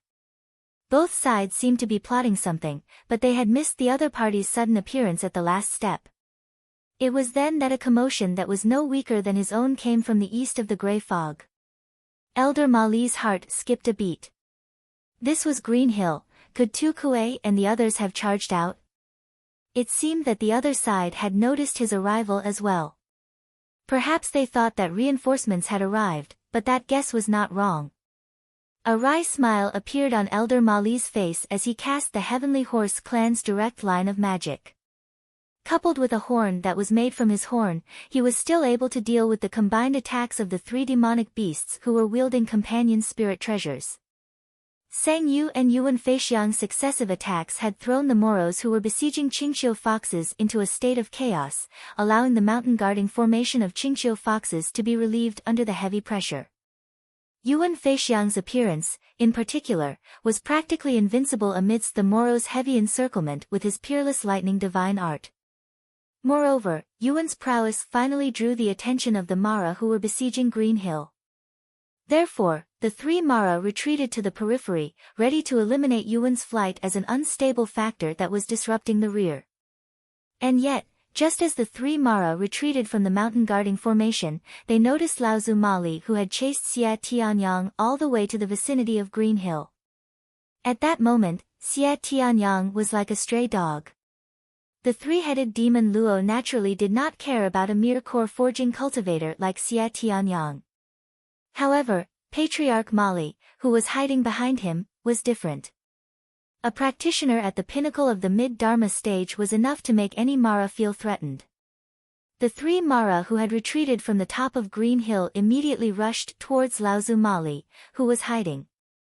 Both sides attacked with full force as soon as they met. Laozu Mali wanted to retreat when he saw that the situation was not good, and at the same time, he attacked with all his might to block Mara's pursuit. Meanwhile, the 3 Mara charged at him with the intention of ending the battle quickly, not wanting to affect the situation of the siege on Green Hill. Therefore, as soon as the two sides clashed, the battle reached its climax. The exchange of blows between the two sides immediately set off a strong spiritual storm. The aftershocks of the storm not only caused Sang Yu, who had just been preparing to break out of the siege on Green Hill, but also Mara, who was attacking him, to be blown away by the storm. Even Yuan Feixiang, who was slightly further away, was blown away by the storm. Fortunately, he immediately realized that this was a great opportunity to break out of the siege, and hurriedly used his thunder technique to the fullest, breaking the siege on Mara, and was about to break out of the siege. At the same time, a series of loud booms came from the depths of the gray fog again, as if there were multiple Dharma adepts fighting at once. Yuan Feixiang's heart jumped, but there was a flash of a figure in front of him. Without thinking, Yuan Feixiang struck the purple electric hammer in his hand, and a spiral of lightning shot towards the figure. Yuan Feixiang, what are you doing? A loud shout came from the figure, and Yuan Feixiang froze, but the purple electric hammer in his hand did not stop, and the purple lightning looked like it was about to hit the figure. So it's the lesser marsh sword, Brother Xie. I've made a mistake today, and I will personally go to Ziyang Palace to apologize in the future. They were all top third-generation disciples in Central Plains, and even if they did not know each other, they had long heard of each other. With just a glance, Yuan Feixiang knew that his purple electric drill was actually aimed at the last of the 6 great swords of Ziyang Palace, the lesser marsh sword, Xie Tianyang. But at this time, there was no turning back, and it was too late for him to stop. Seeing that many of the Mara around him had been overturned by the spiritual chi storm just now, it was a good opportunity to escape. Yuan Feixiang did not care about offending him, and there was a crackling sound under his feet. In a flash of lightning, he was already hundreds of feet away. Although he was apologizing, in his heart, he thought, if you die under the attacks of the Mara, who will know that I have attacked you from behind? However, just as Yuan Feixiang turned around, he saw from the corner of his eye 2 fierce swords appeared almost simultaneously in front of Xie Tianyang, cutting down Yuan Feixiang's purple electric drill in front of him. There was actually someone else. What a brilliant swordsmanship, but why did this swordsmanship look so familiar? Could it be that a disciple of a famous sect in Central Plains had also come to Shihuang? It seemed that Xie Tianyang would not die. After the matter in Shihuang, he might have to apologize to Purple Sun Palace. Purple Sun Palace would not fall out with his family because of this. Seeing that Yuan Feixiang was about to rush out of the gray fog and leave this place of trouble, he found that a huge primitive fierce crocodile suddenly appeared in front of him. Yuan Feixiang was shocked, and there was already a bronze drum surrounded by lightning in his hand. Just as Yuan Feixiang took out the bronze drum, the primitive fierce crocodile moved sideways, and a long tail like an upside-down pagoda swung toward Yuan Feixiang. Although the primitive fierce crocodile's charged attack was hastily blocked by Yuan Feixiang, the lightning on the bronze drum exploded after the huge tail hit it, causing the primitive fierce crocodile to tremble all over and could not make a second attack for a while. However, the sweep of the primitive fierce crocodile's tail also made Yuan Feixiang's chest feel stuffy, and all the Zhen Yuan in his body stagnated. Fortunately, Yuan Feixiang's calculation was accurate. Although his body was involuntarily smashed away, he flew out of the gray fog on the other side. Before Yuan Feixiang could rejoice, an elephant's cry came. When Yuan Feixiang looked up, he saw a huge elephant's foot trampling down from the sky.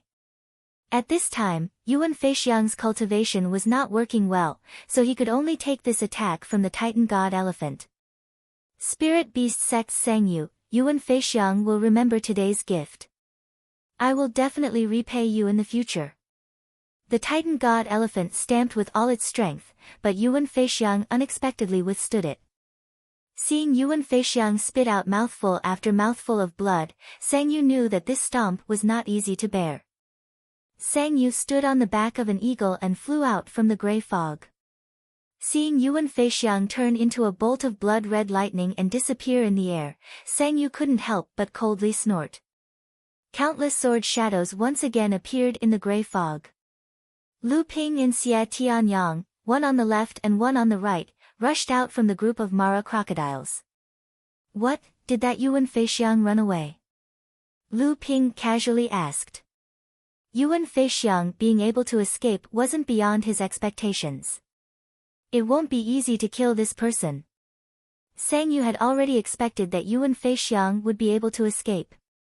She said, "It wasn't easy to wound him this time. Humph, I will definitely kill this person in the future." Xia Tianyang had almost been killed by Yuan Feixiang's violet drill. Although Yuan Feixiang had not done it on purpose, Xia Tianyang still hated him to the core. This was especially so after Yuan Feixiang discovered Xia Tianyang's identity. He had clearly decided to make the best of the mistake and kill him. Seeing Sang Yu's doubtful expression, Lu Ping hurriedly smiled and said, "I forgot to introduce you. This is Xia Tianyang of the Purple Sun Palace, and this is Brother Sang Yu of the Spirit Beast sect." Although the two did not know each other, they were both influential figures of the younger generation in the Central Plains. They had long heard of each other's names and had known each other for a long time. After the two exchanged some pleasantries, Xia Tianyang said seriously, "This is not a place to stay for long." The person who barged into this place was not Green Hill's reinforcements, but Elder Mali Laozu of the Tenma people. Having said that, he briefly explained how Mali had hunted him down before saying to Lu Ping, "Brother Lu has obtained the dragon blood stone, and your strength is not below mine. I'm afraid you are now a suspect in Ma Chenxi's death. That Elder Mali will not fight for long. Once he sees an opportunity, he will definitely break out of the encirclement. With his cultivation, it will be difficult for 3 or 4 Mara to trap him, and when that happens, he will definitely hunt us down. It's a pity that the Green Hill Foxes have come with reinforcements, and actually came out of the mountain guarding formation with the intention of working together. If that Elder Mali pulls back midway, even if Green Hill is not exterminated, it will be greatly weakened." Hearing that, Lu Ping naturally urged the two to leave. Sang Yu paused, a hint of struggle appearing on his face. He then took out a talisman from his bosom and said a few words, before waving his hand and sending it into the grey fog. Only then did he leave with Lu Ping and Lu Ping. Xia Tianyang glanced at Sang Yu and asked casually, "Brother Sang, are you acquainted with Green Hill?" Sang Yu laughed bitterly and said, "My spirit beast sect may be considered mysterious in the eyes of many cultivators in the world of cultivation, but to your 5 sacred grounds, you probably know quite a few of our secrets." Lu Ping was baffled. Beside him, when Xia Tianyang saw that Sang Yu had no intention of avoiding the question, he said, "It seems that Brother Sang has the blood of the foxes." Sang Yu did not say anything, seemingly tacitly admitting it. Lu Ping, on the other hand, was greatly surprised, but it was not too surprising when he thought about it. Otherwise, Sang Yu would not have befriended the Green Fox 9 bandits and the others. Green Fox herself was a mixed-blood descendant of the Green Fox clan and a human cultivator, while Green Wolf, Green Tiger, and the others, if Lu Ping was not mistaken, were not of pure human blood either. However, when Sang Yu said that the 5 sacred grounds knew quite a few of the Spirit Beast sect's secrets, it was not a secret that only Sang Yu knew. Could it be that not all the cultivators of the Spirit Beast sect were of pure human blood, or that all the cultivators of the Spirit Beast sect were of mixed human and demon blood? At that thought, Lu Ping felt as if the clouds had been dispelled. No wonder the Spirit Beast sect had always been mysterious in the world of cultivation. No wonder there were rumors that the Spirit Beast sect had always been disliked by the human race, and that the Spirit Beast sect had never been willing to deliberately reveal their identity in the world of cultivation. So this was the reason behind it. Seeing the expression on Lu Ping's face, Sang Yu knew that Lu Ping already knew about this secret, so he said, "This matter is actually not that big of a secret. I think many high-level Dharma cultivators in the world of cultivation know about it, but because of some other reasons, both the human and demon races are unwilling to make this secret public." Lu Ping nodded and smiled at Sang Yu. "Brother Sang, do you know Wu Yinglan?" Sang Yu was taken aback and asked suspiciously, "How does Brother Lu know her?" Lu Ping smiled and told him about what happened in the small town. He only mentioned that he found a good spirit beast and wanted to adopt it. Lu Ping smiled and told him about what happened in the small town, but he only mentioned that he found a good spirit beast and wanted to adopt it. Sang Yu looked a little impatient. He frowned and said, "This is not a place where she can come. She must have hidden this from the elders of the sect. Xia Tianyang smiled and said, looks like this Miss Wu Yinglan is deeply in love with Brother Sang. As they spoke, the three of them had already flown 2 to 3 kilometers when they heard a long whistle suddenly coming from the gray fog behind them. The three of them cursed inwardly. Amidst a series of explosions, Mali Laozu had already scurried out of the gray fog.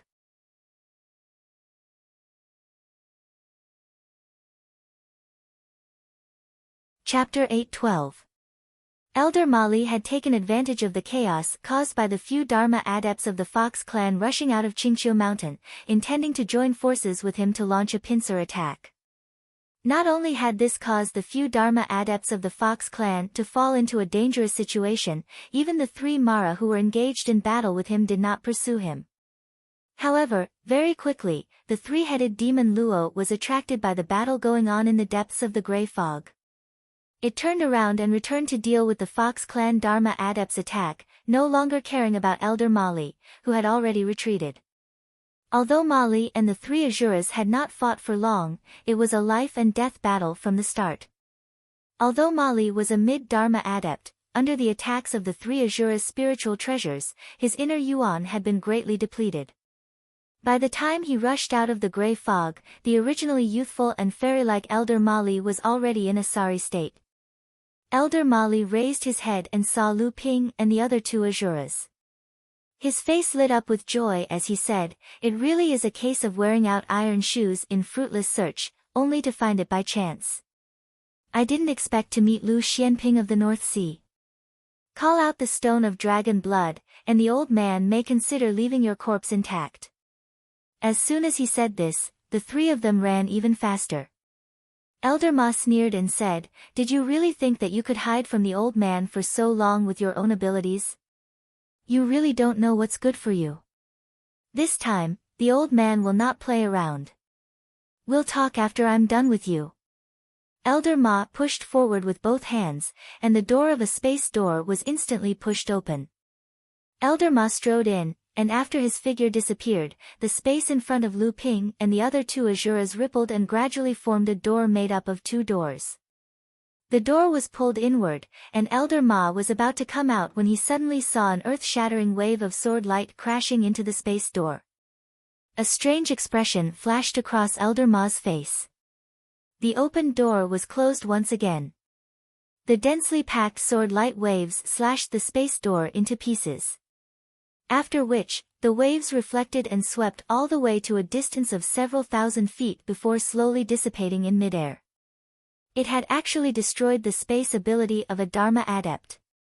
How could he discover the location of Elder Tian Ma's spatial divine ability in advance? Let's go. Ignoring the shock in the hearts of Xia Tianyang and Sang Yu, Lu Ping stepped out of the ocean crossing boat and increased his speed. Xia Tianyang and Sang Yu weren't to be outdone either. A rainbow light flew out from Xia Tianyang's back. It was the rainbow transformation divine art that was passed down in the Purple Sun Palace. The goshawk under Sang Yu's feet also let out a long cry. Sang Yu and the goshawk became one. They were one, and they didn't fall behind either. Just as the 3 of them escaped, the same space door appeared once again. Elder Ma walked out from the space door and glanced at the 3 of them from afar.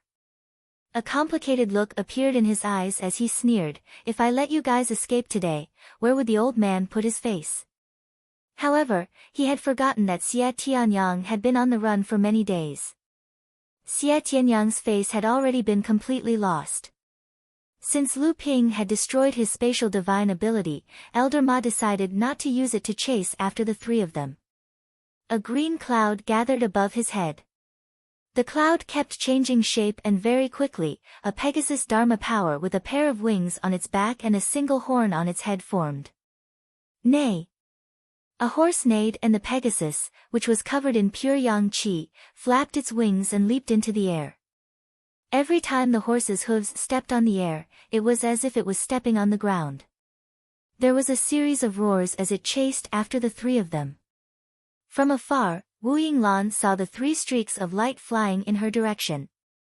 One of them was senior brother Sang Yu, whom she was familiar with. She hurriedly raised her right hand and waved it with all her might. When the streaks of light flew closer, she saw Sang Yu trying his best to signal to her. However, she heard Lu Ping's urgent voice transmission. "Quick, run!" Wu Yinglan was shocked. Only then did she realize that the 3 streaks of light were not flying at all. They were simply running for their lives. Wu Yinglan flew diagonally upward in the direction where the 3 of them were flying. When Sang Yu's goshawk flew closer, she happened to step on the goshawk's back and asked, "Senior brother, what happened?" "Shut up. Quick, use the divine ability of human mount unity. We're going to die," Sang Yu said angrily.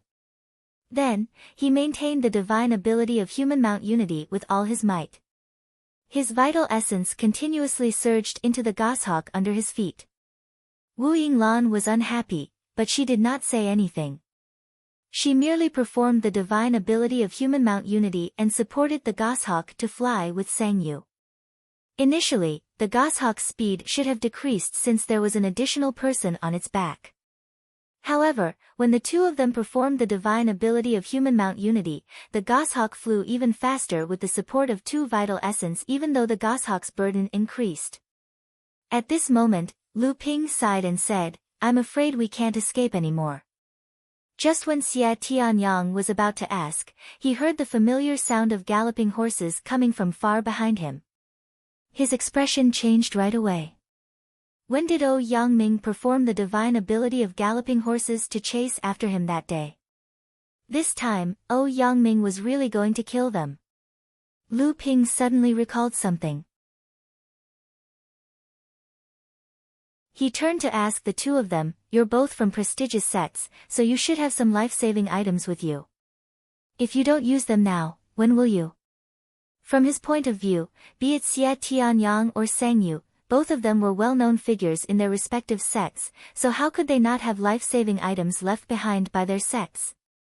However, he found it strange that the 2 of them had not used them yet. If the Fa Xiang Laozu caught up to them, they might not even have the chance to use them. Unexpectedly, Xia Tianyang shook his head with a bitter smile. "I originally had a few life-saving items with me, but I've used them all up. If the 3 of you can escape, you don't have to worry about me. You just have to go to the Purple Sun Palace in the future to inform us about today's situation." Sang Yu said, "The spirit-taming sect's cultivators who travel the world never bring life-saving items with them. Only disciples who travel under orders are given such treatment." When Wu Yinglan heard what Sang Yu said, she could not help but touch her waist. However, she seemed to have made up her mind and put her hand down. Lu Ping smiled when he saw that, but he did not expose her.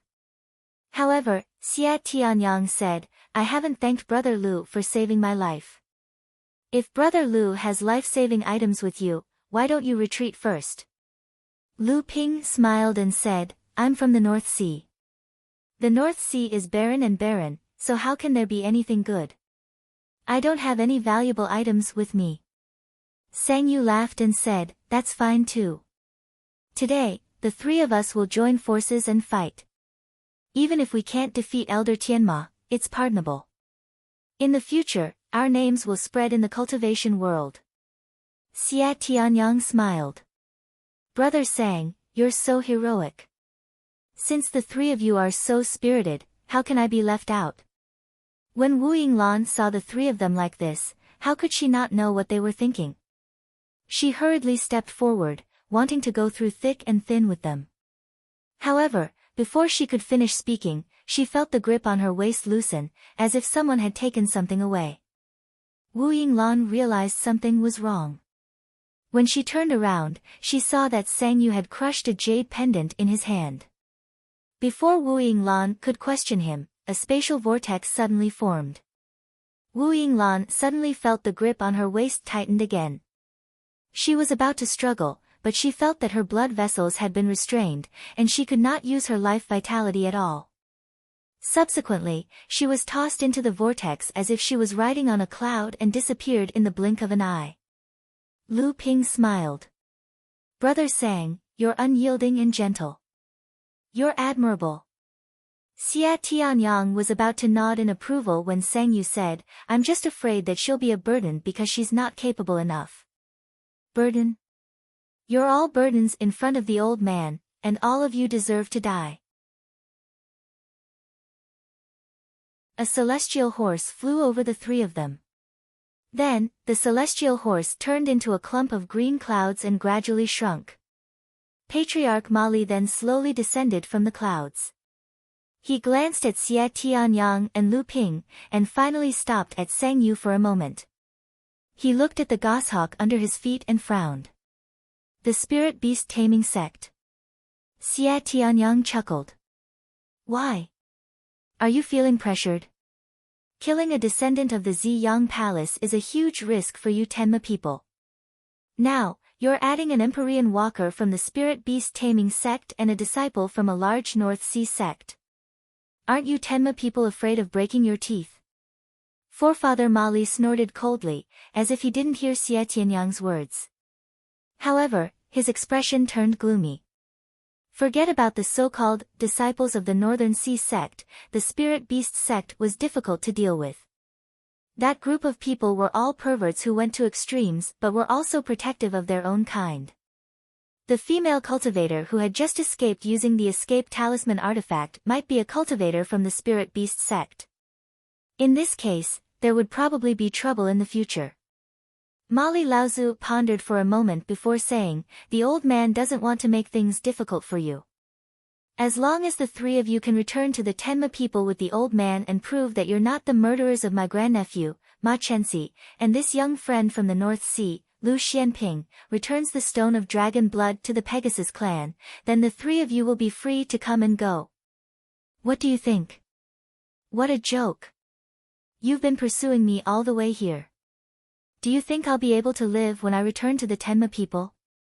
Brother Lu obtained the stone of dragon blood with his own strength. I was present at the time, and I accepted it wholeheartedly. How is it that you say it belongs to the Tenma people? Could it be that the land at the source of the river belongs to the Tenma people? You're the fourth elder of the Tenma people, how can you speak like it's child's play? Xie Tianyang opened his mouth and retorted. Lu Ping smiled and said, Elder Ma wants to investigate the death of Ma Chenxi and wants the stone of dragon blood, but it has nothing to do with Brother Sang beside me. Brother Sang hasn't entered the land at the source of the river, how about Elder Ma let Brother Sang go first? Mali Laozu's face darkened and he did not speak, but Sang Yu, who was at the side, laughed coldly and said, Brother Lu has good intentions, but how can this Elder Ma let me go now? On the other side, Xie Tianyang also said, Brother Lu, there's no need to make things difficult for Elder Ma so early. I've been chased by this Elder Ma for a few days now. Elder Ma originally wanted to kill me with a borrowed knife, but he didn't expect it to backfire. If I don't kill these two people who know about this, in the future, it will be said that he chased after me for a few days without success. When that time comes, how would he still have the face of a Dharma adept? Elder Mali had been continuously insulted by a few juniors, and his self-restraint had long been exhausted. An unknown anger rose, and he coldly said, Since you refuse a toast only to be forced to drink a forfeit, since you want to die together, this old man will grant you your wish. Unexpectedly, he did not know that among the three adepts in front of him, there was one whose divine will was almost no weaker than his. In the instant that he wanted to attack, that adept had already taken advantage of the situation, and with a shake of his pair of flying swords, he had already attacked one step ahead of him.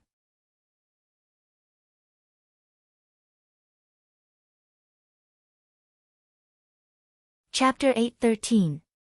Lu Ping's first move was the strongest sword technique he had mastered, the great river flowing east. A river of swords descended from the sky and headed straight for Mali Laozu's face. Such a small trick. Although Elder Mali was secretly shocked at the timing of Lu Ping's attack and the power of his sword technique, he still mocked him casually. Lu Ping's sword technique could be considered shocking among adepts of the same level. Even in the eyes of ordinary Dharma adepts, it was still nothing in the eyes of a mid-Dharma adept. Furthermore, Mali was the fourth elder of the Tenma people. How could he be compared to an ordinary mid-Dharma adept? Elder Mali waved his hand in front of him, and a pitch-black hole opened up. Lu Ping's waves of swords entered the hole and disappeared. For Dharma adepts, the space technique was a technique that combined offense, defense, and escape into one. It was almost a brand new training system, and it was an important differentiator between Dharma adepts and other low-level adepts. Lu Ping was not the least bit surprised that his technique had been easily broken. The techniques of a mid-Dharma adept were not something he could fathom. Lu Ping flicked his wrist and the two flying swords flew out one after the other, slashing horizontally in the air. Flying spiral chain attack. The one who shouted the name of Lu Ping's sword technique was not Mali Laozu, but Xie Tianyang, who was taking the opportunity to attack. The great sword technique of the Ying Tian sect. So the Ying Tian dojo was taken by the North Sea people? Although Xie Tianyang sounded surprised, the Li Fire Sky Sun sword in his hand did not stop. It followed closely behind Lu Ping's Great River Flowing East sword technique and actually arrived before Lu Ping's flying spiral chain attack, shooting out dozens of fiery lines. Each line of fire was sharp and burning, and could easily cut an ordinary treasure in half. However, the Pegasus Dharma idol behind Elder Mali rose once again. With a single flap of its wings, Xie Tianyang's tens of fiery sword threads were extinguished. Then, Elder Mali raised his head slightly, and the Pegasus idol's single horn flicked upwards. The long trunk of a Herculean divine elephant that was swung horizontally was pierced by the Pegasus' single horn. Mali Laozu easily neutralized the attacks from Lu Ping and the others. Although the three of them were shocked, they did not dare to slack off in the slightest. At this moment, the three of them were relying on their attacks to draw Mali's attention. Once their attacks stopped, they would be greeted by Mali's thunderous and unending attacks. At that time, the three of them would not even have the chance to breathe. After all, Xie Tianyang came from the Purple Sun Palace, which was known as the #1 sword sect in the cultivation world for its swordsmanship. The depth of its foundation was far beyond what Lu Ping could imagine.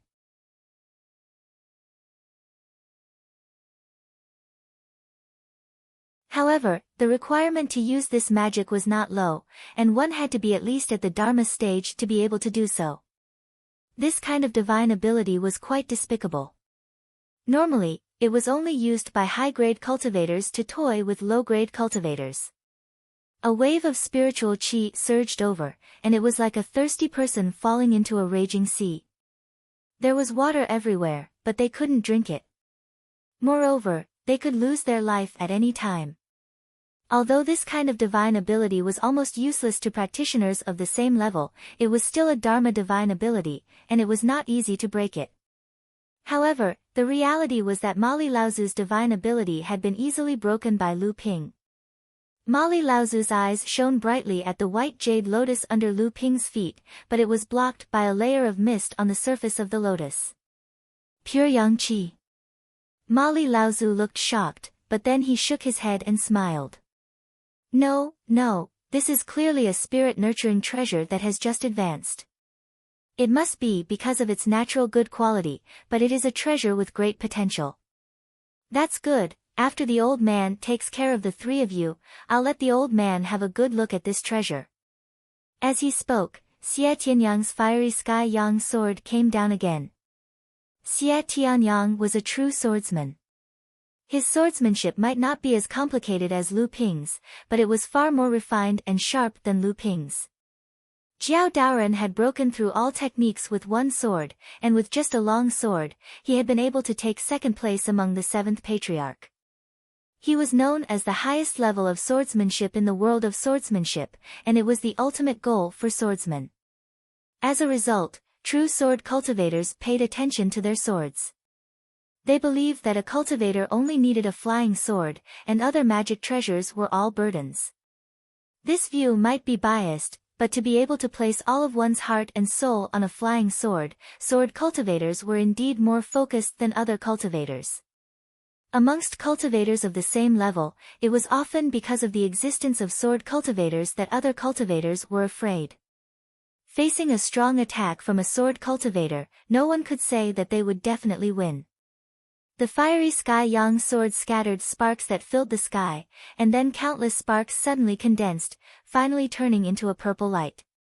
It pulled out a long halo in the air, and in a flash, it had already arrived in front of Mali Laozu. Purple Extreme Sword Art. Mali Laozu let out a strange cry, as though he was extremely afraid of Xie Tianyang's sword technique. He threw the horn that was formed from the heavenly horse's horn upwards, and the horn on the heavenly horse's forehead merged with the horn magic treasure. The heavenly horse raised its head to the sky and let out a long neigh. The surrounding spiritual energy seemed to collapse, and was instantly absorbed by the horn on the heavenly horse's forehead. The heavenly horse lowered its head and collided with the purple star formed from Xie Tianyang's fiery sky yang sword. There was actually no sound between the two. The purple star was suddenly extinguished, like a spark that had been cut off. Xie Tianyang's face immediately turned pale, and the flames around the fiery sky yang sword extinguished, revealing the light purple sword body. The heavenly horse's head suddenly wanted to tilt up, as though someone had ruthlessly punched it in the chin. It let out a long neigh, and its forehooves stepped on the air as it retreated a few steps. Mali Laozu's expression relaxed, and a hint of admiration appeared on his face. He said, "I didn't expect the purple extreme sword art to have already allowed you to practice to the extreme of the purple extreme star.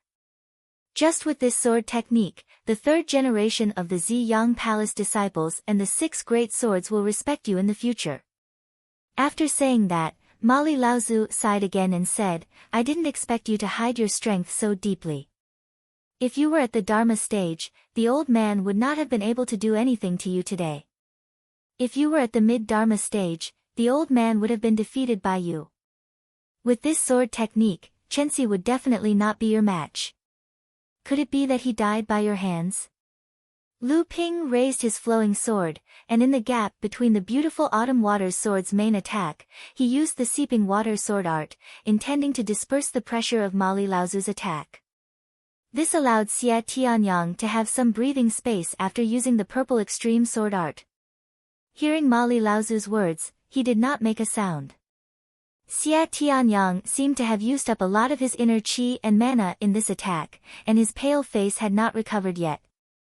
Hearing what was said, he laughed and said, "What a joke. Although I am confident that I can beat Ma Chenxi, it will not be easy to kill him." Mali Laozu glanced at Lu Ping. In just a few short exchanges, the swordsmanship that Lu Ping had used, as well as those that were not below the power of a great magical power, had already reached 6 or 7 types. Each of them was very exquisite, and there were few practitioners of the same level who could be his match. The sword technique that was being used in front of him was still exquisite beyond compare. With one look, it was obvious that it was an inherited sword technique that had been carefully polished by generations of practitioners. However, it was only because the person who used it did not have enough cultivation. Mali Laozu's right thumb and index finger clenched tightly before suddenly opening them. The sword net formed by the all-pervasive Seeping Water sword art was torn apart like a huge piece of paper. Mali Laozu laughed softly and said, "In a head-on confrontation, even if Chenxi is not your match, if you want to kill him, even the purple extreme sword art won't be enough. However, if you sneak attack from behind, then it's hard to say. If you want to incriminate someone, you can always find a pretext." Lu Ping bought a moment of respite for Xie Tianyang, causing the Leaf Fire Celestial Yang sword to reignite with purple flames. Xie Tianyang stretched out his hand and pushed. The Leaf Fire Celestial Yang sword whistled, passing through the sword net torn apart by Mali Laozu, and once again pierced towards him.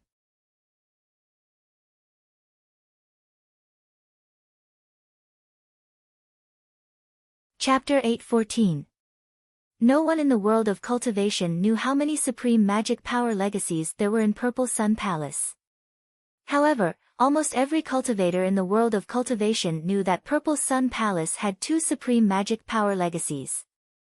Among the many legacies in Purple Sun Palace, they were undoubtedly the top two. These two heritages were both sword techniques. One was the Purple Pole Sword Technique, and the other was the Yang Pole Sword Technique. The name of the Purple Sun Palace was built on these two supreme powers. In the history of Purple Sun Palace, the number of people who had successfully cultivated the extreme Yang Sword Technique could be said to be as rare as phoenix feathers and qilin horns. The number of times it had appeared in the cultivation world could be counted on one hand. It could be said to be the most mysterious and supreme technique of Purple Sun Palace. It was also the number one treasured technique of Purple Sun Palace. Compared to the Yang Pole Sword Technique, only a few people in the Purple Sun Palace were able to master the Purple Pole Sword Technique. However, the Purple Pole Sword Technique was obviously much easier to master than the Yang Pole Sword Technique. For tens of thousands of years, many geniuses in the Purple Sun Palace had used the Purple Pole Sword Technique to dominate the world of practice. This sword technique was famous in the world of practice. However, this sword technique was only ranked second in the Purple Sun Palace. Therefore, although the Yang Pole Sword Technique rarely appeared in the world of practice, its reputation was enhanced by the Purple Pole Sword Technique, which made it even more feared by the practitioners of the various sects in the world of practice. Unlike the mysteriousness of the Yang Pole Sword Technique, the practice of the Purple Pole Sword Technique was rather unique. This sword technique was extremely difficult to master, and it had to be mastered before the practitioner's level of practice reached the mid-Dharma stage. Otherwise, this sword technique would not be fated with the practitioner. However, every time a talented person from the Xiang Palace mastered this set of sword techniques before they reached the mid-Dharma stage, they would suddenly realize that the power of this set of sword techniques in their hands was only equivalent to the power of a great magical power. This was the amazing thing about this set of sword techniques. Even though this set of sword techniques would only have the power of a great spell after mastering it, there was no need for more practice after mastering it. Instead, the power of this spell would gradually increase as the practitioner's level of practice increased. When the practitioner survived the first thunder trial and successfully advanced to the mid-Dharma stage, the extreme purple sword technique would smoothly become a great spell without any bottlenecks to speak of. The supreme power was often called the backyard of a great practitioner. This meant that most of the supreme power could only be mastered after the practitioner reached the late Dharma stage and became a great practitioner. What did it mean for a mid-Dharma adept to be able to master the power of a supreme divine power? Ma Zhen, the leader of the Tenma people, would be able to tell just by looking at him. Achieving supreme magical powers at the mid-Dharma stage meant that a cultivator had the right to challenge grand cultivators, or even surpass them.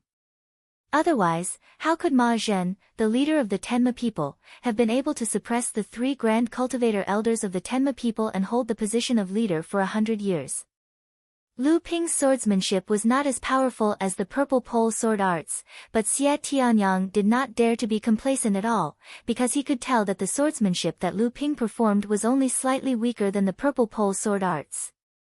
But that was not the crux of the problem. It was that Lu Ping had already performed 4 or 5 types of the great magical powers that were only slightly weaker than the purple pole sword arts, the great river flowing east, the seeping water sword arts, the flying spiral serial kill, and so on. There were even more powerful swordsmanship techniques that were no weaker than ordinary great magical powers, such as the green dragon disturbing the sea technique, the stone-piercing sword technique, the raging waves technique, the vital energy sword technique, the thousand snow sword technique, the flowing wind sword technique, the merry sword technique, and so on. These were all swordsmanship techniques that Lu Ping did not practice or use for reference in his daily life. At this time, they were all performed by Lu Ping. Some of the swordsmanship techniques might not be powerful enough, but the timing of Lu Ping's performance was perfect. The effect achieved was not any weaker than the real killing techniques such as the flying spiral serial kill. Ever since the three of them fought Mali Laozu, none of the swordsmanship that Lu Ping performed was lower than the great magical powers. How much spiritual energy did it cost? Did he not need time to recover his spiritual energy when he performed the great magical powers one after another? Xia Tianyang had only performed the purple pole sword arts once. Although it had caused a great shock to Mali Laozu, he still needed Lu Ping's help to calm the surging spiritual energy in his body after the performance. Only then could he have the ability to fight again. Although the gap was very short, in a bare-handed fight, the difference was always a hair's breadth, and this hair's breadth was often the moment that decided the outcome of the battle. How strong was this person's spiritual energy? How could he support the continuous performance of so many magical powers? Xia Tianyang and Sang Yu were the top group of late core forging realm cultivators in the cultivation world of the central region. In the eyes of most core forging realm cultivators, their spiritual energy was already so strong and thick that it made people's hair stand on end. But now, in the face of Lu Ping's continuous performance of the great magical powers and swordsmanship, the two of them were almost shocked to the point of numbness. Although the three of them worked together to resist Mali Laozu, whether it was Xia Tianyang or Sang Yu, both of them were secretly competing with each other. Whether it was the purple pole sword arts or the appearance of the primordial fierce crocodile, they had caused trouble for Mali Laozu at the beginning. At one point, he even had to be cautious about the two's methods. But this was only one point, and could not last long. In just a moment, Mali Laozu once again focused most of his energy on Lu Ping. Lu Ping's swordsmanship was like pervasive water, able to completely fill the gap of spiritual energy created after the two used their trump cards. He was also able to detect the flaws of Mali Laozu's magical powers one step ahead of the other two, and transfer most of the pressure to himself. It could be said that from the beginning to the end, Lu Ping did not display a powerful magical power like the sudden rise of a mountain peak, but he was always as calm as the sea. However, no one dared to ignore his existence. On the contrary, both friend and foe had already realized that under this calm swordsmanship, there was a hidden undercurrent of murderous intent. The existence of Lu Ping was the key to the victory of this battle. The three of you have indeed amazed the old man. To be able to withstand the old man's suppression for such a long time, among the 3 generations of practitioners in the Central Plains who have yet to enter the Dharma stage, no one can surpass the 3 of you. Unfortunately, the 3 of you will still have to die, otherwise there will be no way for the old man to survive in the future. As soon as Mali Laozu finished speaking, he pushed his hands to the left and right, and 2 small whirlpools appeared in each of his palms. 2 violent waves suddenly pushed out from his palms, and Xia Tianyang and Sang Yu were blown away by the 2 violent waves. Although they tried their best to stabilize their bodies, at this moment, the Pegasus Dharma power behind Mali Laozu flapped its wings, and Xia Tianyang and Sang Yu could no longer stand, and were sent flying hundreds of feet away in an instant. When Lu Ping saw Mali Laozu push back Xia Tianyang and Sang Yu, he knew that something was wrong. The light under his feet flashed and he wanted to retreat, but the huge Pegasus Dharma power did not give Lu Ping the slightest chance to recover. At the moment when the 2 of them were sent flying, the Dharma power had already appeared above Lu Ping's head.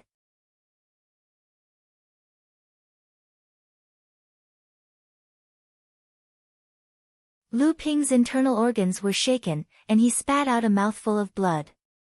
Just as Lu Ping's body was about to be kicked by the horse's hoof, a huge bronze cauldron flashed in front of Lu Ping's body. There was a deafening sound, and Lu Ping's ears went deaf. His whole body was thrown back, and he actually fainted for a moment. However, Lu Ping's divine will was close to that of a mid-Dharma adept, and he recovered very quickly. If it were not for the Linglong wine cauldron blocking the hoof at the last moment, Lu Ping's core space would have been shattered by the kick. Knowing that this was a moment of life and death, Lu Ping gathered his inner yuan, and at the same time, shook the golden elixir in his body. The 9 strange dragons each spat out a mouthful of golden purple yuan qi. The white jade lotus under Lu Ping's feet shone brightly, and the 12 gentian pearls appeared. The Linglong wine cauldron spun in the air above the core space, ready to protect Lu Ping's body at any time. At this time, Lu Ping could not care less about hiding, and when Mali Laozu came forward again, he was caught off guard. However, when Lu Ping released his divine will, his face, which was completely pale, suddenly froze. Mali Laozu did not chase after him, but instead, there were two more auras on both sides of him.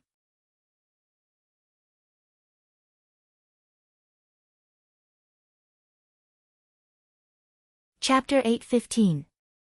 Lu Ping's divine will was very sensitive. After discovering the two unfamiliar auras behind him, Lu Ping immediately sensed that neither of the two auras was weaker than the fourth elder of the Tenma people in front of him. It was no wonder that he had been kicked away by the Pegasus Dharma power just now. At that time, he had no means of defending himself, but Mali Laozu did not take advantage of the situation to pursue him.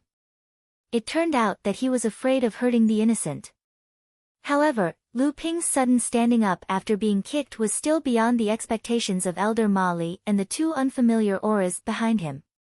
Not only did Mali Laozu look at him in disbelief, even Lu Ping behind him felt two scorching gazes staring at his back. Could this be the feeling of having a dagger on one's back? Lu Ping hurriedly suppressed the restless thunder, 7 treasures gourd and the Linglong wine tripod. The situation was unclear now. If he revealed the thunder 7 treasures gourd and the wine tripod, he was afraid that the first person to die would be him. Lu Ping turned slightly and saw that Sang Yu had finished bowing and was looking at him calmly when she raised her body. Lu Ping breathed a sigh of relief. It seemed that the people who had come were definitely practitioners of the Spirit Beast sect. It must be the reinforcements that Wanglan had called. This time, he had escaped a disaster. Thinking of the mid-Dharma laws Laozu's methods just now, Lu Ping still shuddered. This level of difference in cultivation was definitely not something that could be made up for by some talismans or talismans. Lu Ping turned to the other side and heard Xie Tianyang introduce to Lu Ping with a smile, "Brother Lu, this is Uncle Shui Sanyi of our sect. Uncle, this is Brother Lu Xianping from the North Sea. This time, thanks to Brother Lu's help, I'm afraid that I would have been chased into the Mara group by this elder of the Tenma people and died." Shui Sanyi Laozu was a tall and fat old man. It was obvious that he was also a mid-Dharma adept. Lu Ping hurriedly went forward to greet him, but heard Shui Sanyi Laozu say with a smile, "As soon as I entered the western wilderness, I heard that the North Sea practitioner Lu Xianping had displayed his prowess at the source of the river. He fought with Ma Chenxi, Xia Tianyang, and Li Tong and was not at a disadvantage. Since then, there has been another rising star in the world of practitioners. I originally thought that it was just a rumor, but seeing it today, I didn't expect it to be even better than the rumors." Lu Ping did not expect that this Shui Sanyi Laozu would give him such a high evaluation right off the bat. His face immediately turned slightly red, and he cupped his hands in salute, saying that he did not dare to do so. However, this Shui Sanyi Laozu seemed to want to continue and continued. Ever since the fall of the North Sea practitioners, the connection between the practitioners of the Central Plains and the practitioners of the North Sea has become weaker and weaker. These years, there have been very few news of North Sea practitioners traveling in the Central Plains, and the Central Plains does not know much about North Sea. However, 500 years ago, there were 2 North Sea practitioners who made a name for themselves in the Central Plains. These 2 people were called Dao Sheng, and the other was called Xuanxiang. Xuanxiang was born in Jinling. Do you know him? Xuanxiang was naturally Tian Xiang Laozu. 500 years ago, Tian Xiang Laozu had not yet reached the Dharma stage. However, Lu Ping did not expect that Tian Xiang Laozu and Xian Ling sect's Dao Sheng Laozu had also made a name for themselves in the Central Plains, and that there were still people who remembered them. However, thinking that this Shui Sanyi Laozu was of the same generation as Tian Xiang Laozu, it was only natural that he remembered the 2 of them. Senior Uncle Tian Xiang has given me a lot of guidance, so of course I know him. That's right. Although Xuanxiang was not as good as Dao Sheng back then, he was also a first-class figure. It is reasonable for him to advance to the Dharma stage. However, The names of the cultivators in Jinling are too complicated. Those in the core forging stage are called Xian, and those in the Dharma stage are called Tian. Lu Ping laughed bitterly but did not say anything. These rules passed down by their ancestors were not something that Lu Ping could interfere with. However, this Xue Sanyi Laozu knew so many things about Jinling, so it was not as he said he did not know much. Thinking of this, Lu Ping was shocked. The Purple Sun Palace was a huge sect, a holy land with tens of thousands of years of inheritance. Their relationship in the cultivation world could be said to be intertwined. How could the slightest movement in the cultivation world be hidden from them? Although the North Sea was isolated from the central region, when had the central region's site been cut off from the cultivation world of the North Sea? Such a famous holy land had the whole world in their sights. The world was like a chessboard, and they were the players. How could they sit back and watch a place drift out of their sight? Moreover, although the North Sea was directly cut off from the central region, there were still many North Sea cultivators who would travel to the central region through the East Sea to feel the true aura of the holy land of cultivation. How could the news of the North Sea be cut off from the central region? Xue Sanyi Laozu said, rarely heard of, was only because there were very few people like Tian Xiang and Dao Xing Laozu among the North Sea cultivators who could be famous in the central region. Xue Sanyi Laozu saw Lu Ping's bitter smile and did not take it to heart.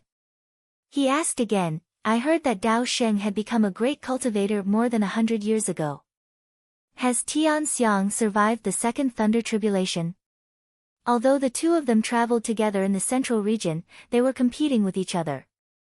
Dao Sheng has always surpassed Tian Xiang. I don't know if the two of them are still competing with each other.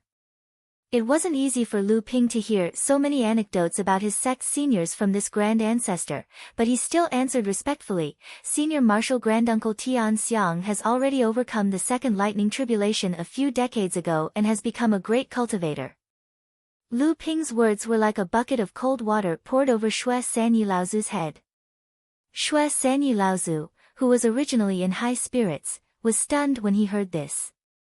After a moment, he said with a sigh, I didn't expect Tian Xiang to also advance to the late Dharma stage. But the old man is still lingering in the middle Dharma stage. The old man is not as good as him. Lu Ping could hear the unwillingness in Xue Sanyi Laozu's words. It seemed that this Xue Sanyi Laozu's relationship with Tian Xiang back then was not ordinary. However, he did not know what to say at the moment. At this time, he heard the old man on the other side suddenly ask, You are Jinling's disciple? Who is your master? Lu Ping looked at Sang Yu with a questioning look. Sang Yu, who was beside him, said, This is our sect's elder Wu Tianxing. He is my uncle master. Sang Yu paused for a moment before continuing. He is also Sister Wu Yinglan's grandfather. Lu Ping did not dare to be slow. He hurriedly bowed in greeting and nodded. This disciple is indeed Jinling's disciple. My master is our sect's leader, Lu Tianling Laozu. It was no longer a secret that Lu Ping came from the North Sea. In front of Wu Tianxing Laozu, there was no need to hide it. However, the matter of Yingshan Immortal Courtyard could not be exposed. He did not know if Sang Yu had already revealed it to this Wu Tianxing Laozu. However, from the way Lu Ping saw it, Sang Yu would not do so. Lu Tianling. Wu Tianxing Laozu muttered to himself. It seemed like he had never heard of this name before. He looked at Lu Ping and asked, Do you know Dao Friend Jinling's disciple, Tian Shui? Lu Ping revealed a surprised expression. He did not expect that the two Laozu he met today would be acquainted with the seniors of his sect. However, Lu Ping immediately recalled that Tian Shui Laozu had once bestowed a clear spirit pill to him. He had already given it to the amethyst wasp Queen Zilan. At that time, Zilan had mentioned that the clear spirit pill was given to Tian Shui Laozu by a good friend from the spirit beast sect when she was roaming the central plains. Could it be this Wu Tianxing Laozu? Lu Ping's mind raced as he hurriedly replied, Tian Shui Laozu is my martial granduncle. My martial granduncle passed away early, so my master was taken care of by martial granduncle Tian Shui. He was very close to martial granduncle Tian Shui. Wu Tianqing Laozu nodded and did not say anything else. He seemed to be reminiscing about the past. At the side, the Tenma people, Mali Laozu, saw that Wu Tianqing and Shui Sanyi Laozu had started reminiscing about the past. A mid-Dharma adept had been ignored by the two of them, so he was naturally furious. He had originally wanted to kill the three of them, but now that Dharma adepts from the Spirit Beast sect and the Xiang Palace had arrived, Xia Tianyang and Sang Yu naturally could not be touched. Hence, he turned his attention to Lu Ping. At the very least, he wanted to take the two Flood Dragon Blood Stones with him. My two friends, since these two juniors are your juniors, the old man will not make things difficult for them. However, this Lu brat not only stole something from our tribe, but he is also suspected of killing the beloved son of our tribe leader. The old man wants to take this person away, so I hope the two of you will allow me to do so. Ancestor Mali's old face was already flushed red. He had already lost all his face today. His current excuse was only hoping to leave some benefits so that he wouldn't lose all his face in the end. Ha, the Tenma people are becoming more and more magnanimous. I wonder how my disciple from the Xiang Palace has offended you to make you spend so much effort to teach him a lesson. Although the Tenma people were also a powerful force in the world of practitioners, Shui Sanyi Laozu did not have the slightest scruple. He directly opened his mouth and mocked, "Who is the Xiang Palace afraid of?" Mali Laozu laughed dryly and said, "It's a misunderstanding. Our tribe leader's beloved son was killed, and your disciple was present at the time. The old man merely wanted to invite your disciple to the tribe to assist in the investigation. I believe that your disciple must have misunderstood something. Otherwise, if the old man had really made a move, you wouldn't think that I would lose hundreds of years of reputation just to not be able to capture your disciple, would you?" Mali Laozu's first two sentences were polite, but his last sentence was full of vigor. Mali Laozu was indeed going easy on Xia Tianyang, but the reason was not what he said. He was afraid of the Xiang Palace's might and wanted to use someone else to do the dirty work. With that, Mali Laozu looked at Wu Tianqing Laozu again and said, "As for your disciple, it was a complete accident. When the old man was chasing after the two, he did not want your disciple to be familiar with them, so he went to help. The disciple of an old friend." Wu Tianqing Laozu interrupted Mali Laozu and said, "This time, I hope that Elder Ma will give me some face. How about we let today's matter go? Also, this person saved my disciple's life. He should not be captured by you today."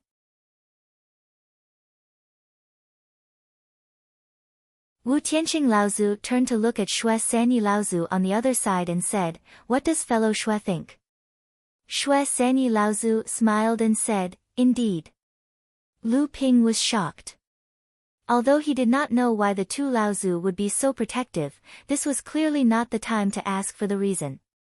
He could only wait and see, but his mind was full of thoughts. This feeling of having his life in someone else's hands was really hard for Lu Ping to accept.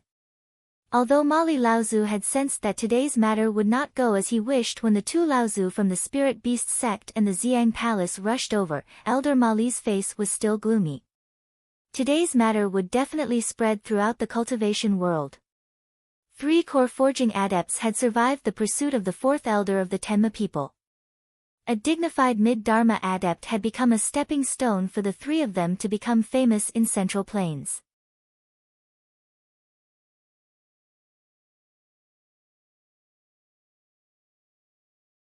Chapter 8:16.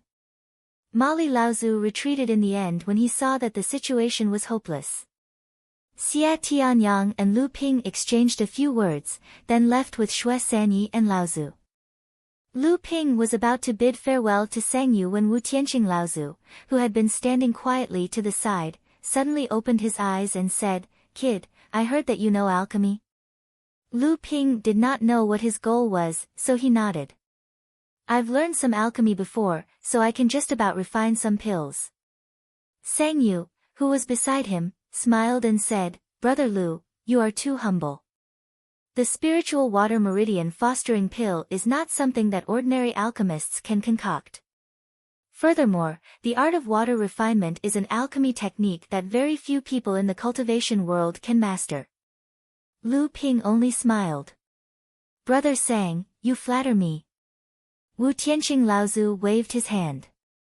All right, kid, come with the old man. The old man has a pill for you to refine. Lu Ping was taken aback. It was not that Lu Ping disliked the tone, but that the Spirit Tamers sect was one of the world's great sections. How could they not have a Grandmaster alchemist in their sect? What pill would they need him for? Wu Tianqing Laozu rose into the air, and Lu Ping followed behind. At the same time, he winked at Sang Yu to ask, but Sang Yu gave him an expression that said he did not know either. The four of them had long since left Qingqiu Mountain after their battle, but the rumbling of spells coming from Qingqiu Mountain was still clear. Now, the battle had died down, but the mountain in the distance was still shrouded in grey mist. It was clear that Qingqiu Mountain had not been breached by Mara. It must have been because of Sang Yu's talisman. What happened in the West Wilderness had already spread all over the world. Firstly, the outstanding cultivators of the core forging stage of the Flood Dragon bloodline of the human and demon clans in the cultivation world gathered at the source of the river. The most outstanding third-generation disciple of the Tenma people, Ma Chenxi, was killed, and the cultivator of the North Xizhenling, Lu Xianping, became famous after the battle. After that, the calamity of Mara suddenly befell the western wasteland, and the lair of the suspended-eyed white-fronted tiger clan was breached. Even if a few of them managed to escape with their lives, the suspended-eyed white-fronted tiger clan would most likely fall from grace forever. Once the river source was opened, many core forging cultivators who returned from the river source were massacred by Mara on a large scale on the vast grassland of the West Wasteland. The other large demon clans in the Western Wasteland were also in danger. The three royal clans of the Pegasus, the Golden Rock, and the Koi all guarded their lair. On the other hand, the Western Wasteland Temple was not affected because it was close to Central Plains, and there were several large demon clans in the way. During this period, the most sensational event in the cultivation world was the fourth elder of the Tenma people's pursuit of the last of the 6 divine swords of the Ziyang Palace, the Shaozi sword, Xia Tianyang. This mid-Dharma adept of the Tenma people chased after Xia Tianyang in the western wasteland for several days without being able to harm him. What was even stranger was the battle that broke out in Qingqiu Mountain.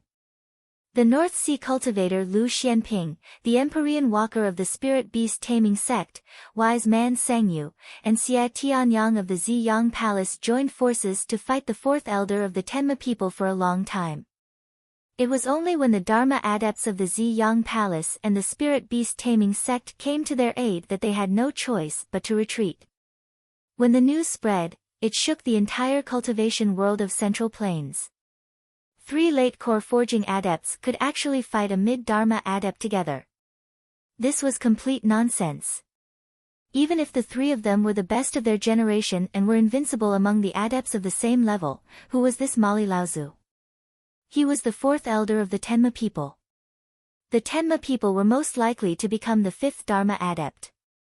Shouldn't he be able to take care of a few late core forging adepts with just a wave of his hand? The fact that the 3 of them managed to hold out until reinforcements arrived was a huge joke. Those who heard the news often laughed it off, thinking that it was as ridiculous as the previous rumor that this Mali Laozu had chased after Xia Tianyang in western wilderness for several days without any results.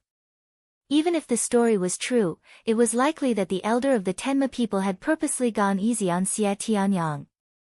The spirit beast taming sect had always been mysterious and unpredictable. It was difficult for ordinary people to get close to them. Even if the crowd wanted to find out more information, there was no way to do so.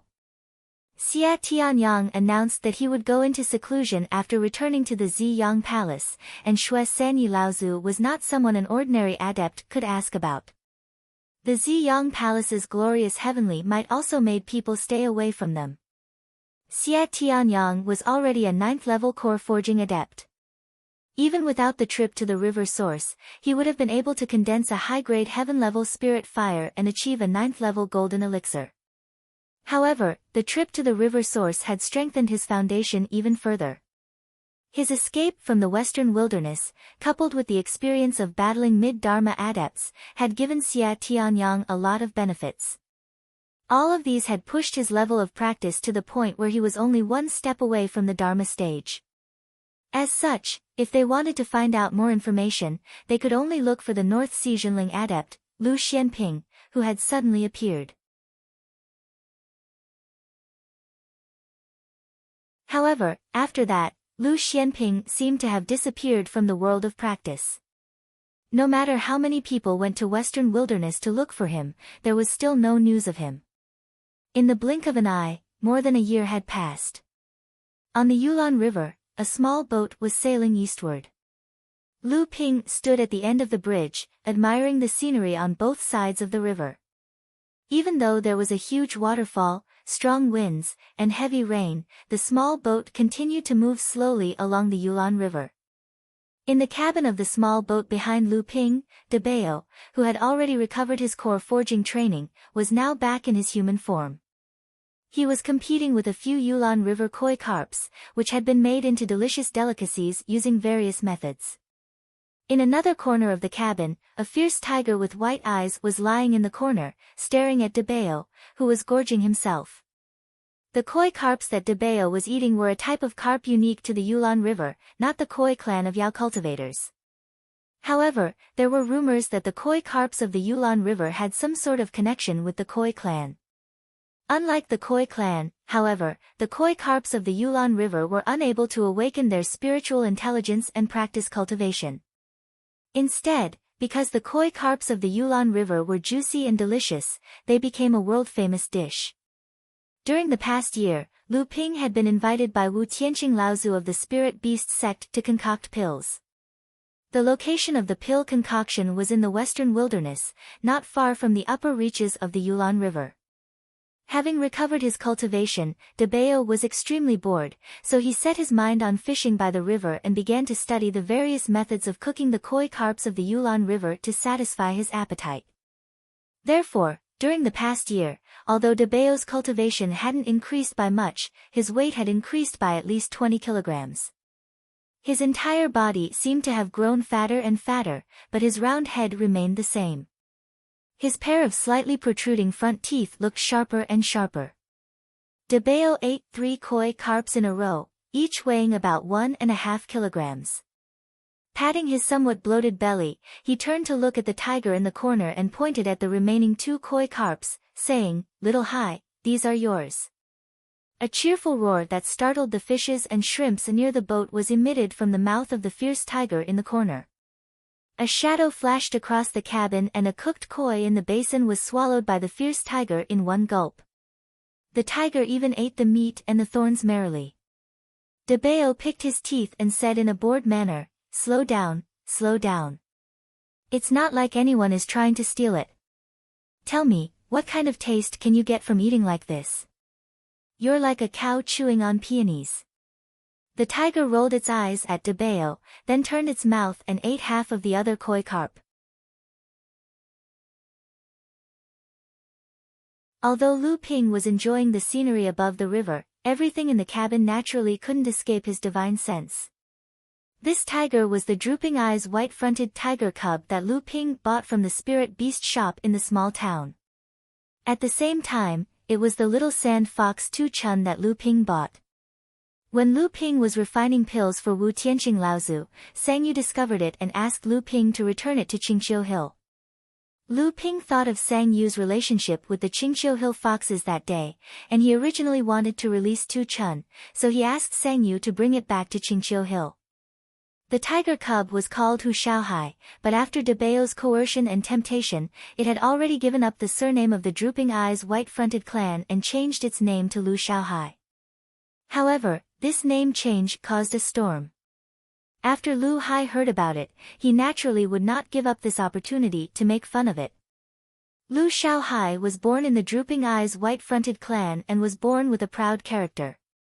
How could he stand this? At that time, he fought with Lu Hai. Lu Hai was born in the Green Sea Snakes, and his noble bloodline was no less than that of Lu Xiaohai. He was already a master of the late stage of forging core. How could he put up with a tiger demon that had not yet transformed in his eyes? He casually played with it a few times and made Lu Xiaohai run around in circles.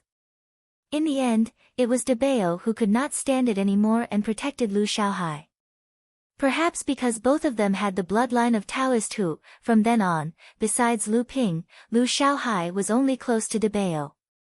In just over a year, with a large number of high-quality medicinal pellets and guidance from Lu Ping, the drooping eyes white-fronted tiger cub that was originally in the middle stage of the blood condensation realm had advanced to the late stage of the blood condensation realm. Under the temptation of Debao's various delicacies, its originally emaciated appearance with messy fur gradually grew plump and strong, and its glossy fur was like brocade. Debao came out of the cabin and looked at Lu Ping with a smile. "Boss, after leaving the upper reaches of the Yulon River, you have been watching the scenery from the bow of the ship. What is there to see after more than 10 days? Why don't I catch a few koi carps for you to taste? We are about to reach the boundary of the Hebei cultivation world. It will not be easy to eat such delicacies in the future." Lu Ping smiled and said, "Although the Hebei cultivation world is already in the lower reaches of the Yulon River, it is not where the estuary of the Yulon River is located." Debao was stunned. Suddenly, he thought of something and said, "Boss, are you going to the Plains cultivation world to participate in the Pure Yang Dharma Idol Conference of the Tianxian sect?" Lu Ping nodded and said, "Tianxian sect's 7th Fan Laozu has passed his 3rd lightning tribulation and achieved the pure Yang Dharma idol. He is only one step away from becoming a celestial being. In the Central Plains cultivation world, this can be considered a grand event that only happens once every 500 years. This time, the Pure Yang Dharma Idol Conference will definitely be attended by many heroes. Even the 5 Holy Lands will send envoys to congratulate them. I believe that Martial Uncle Liang Tianfeng will also send disciples from the Immortal Academy. We can go there to take a look and meet up with the disciples from the Immortal Academy."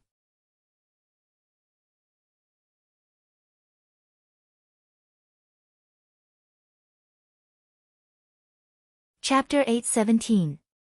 Sitting cross-legged on the little boat, facing the cool night breeze and listening to the rushing waves of the Yulon River, Lu Ping held a purple jade scroll in his hand and carefully read its contents.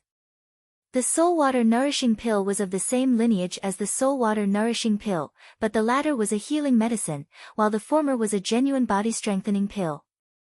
It was a true Dharma stage pill, and it could not be made without the soul water nourishing pill technique.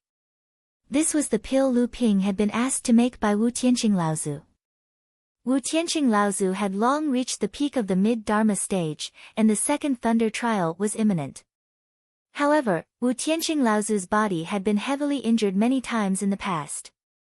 Although he had the full support of the spirit beast taming sect, his physical body had always been a fatal factor in Wu Tianqing Laozu's progress. Although he had survived the first thunder trial thanks to the spirit beast taming sect's 10,000 years of accumulation, Wu Tianqing Laozu knew that if he could not improve his physical body, then no matter how strong his training was, he would be destroyed when the second thunder trial came.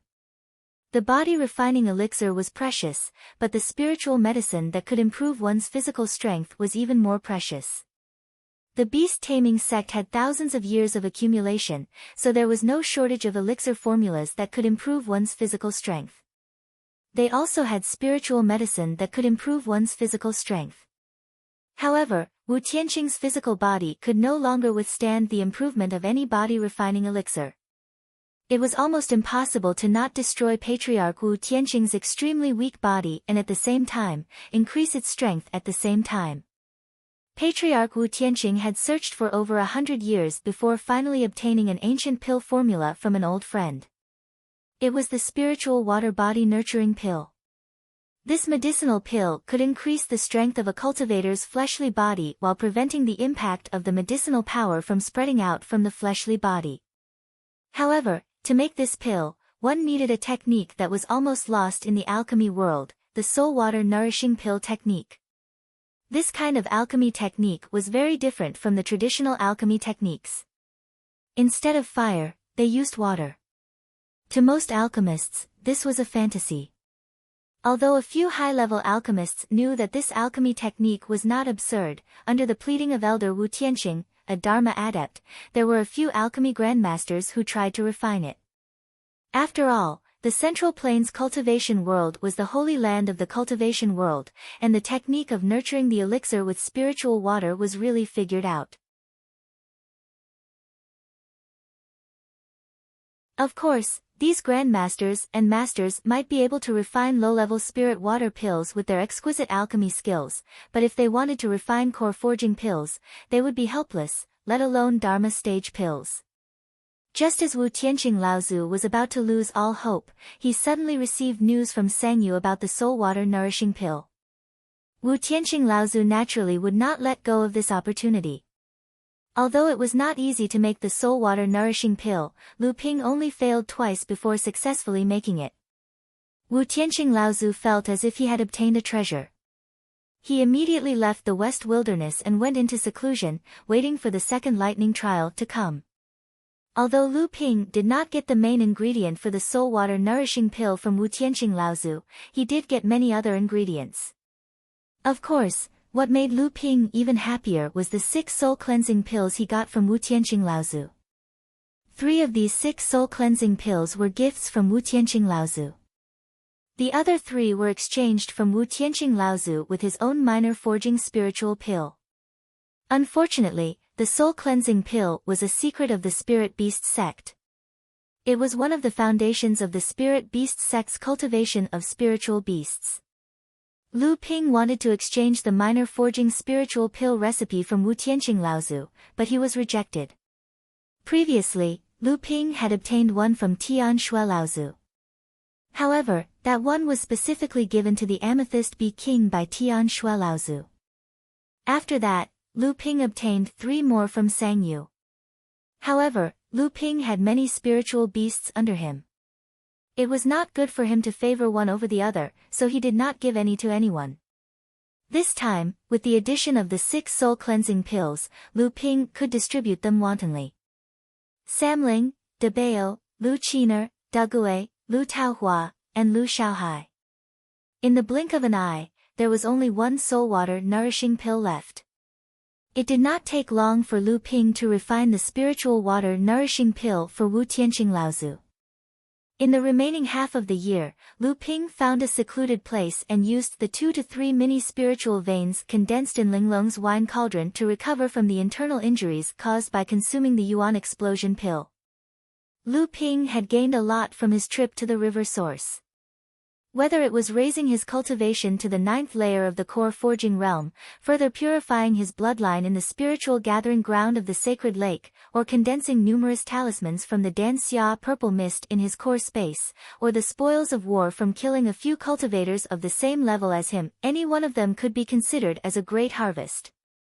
However, what really caught Lu Ping's attention was the 3-foot-long horn in his hand. In the past, Jiao Doran's bloodline could be found all over the world.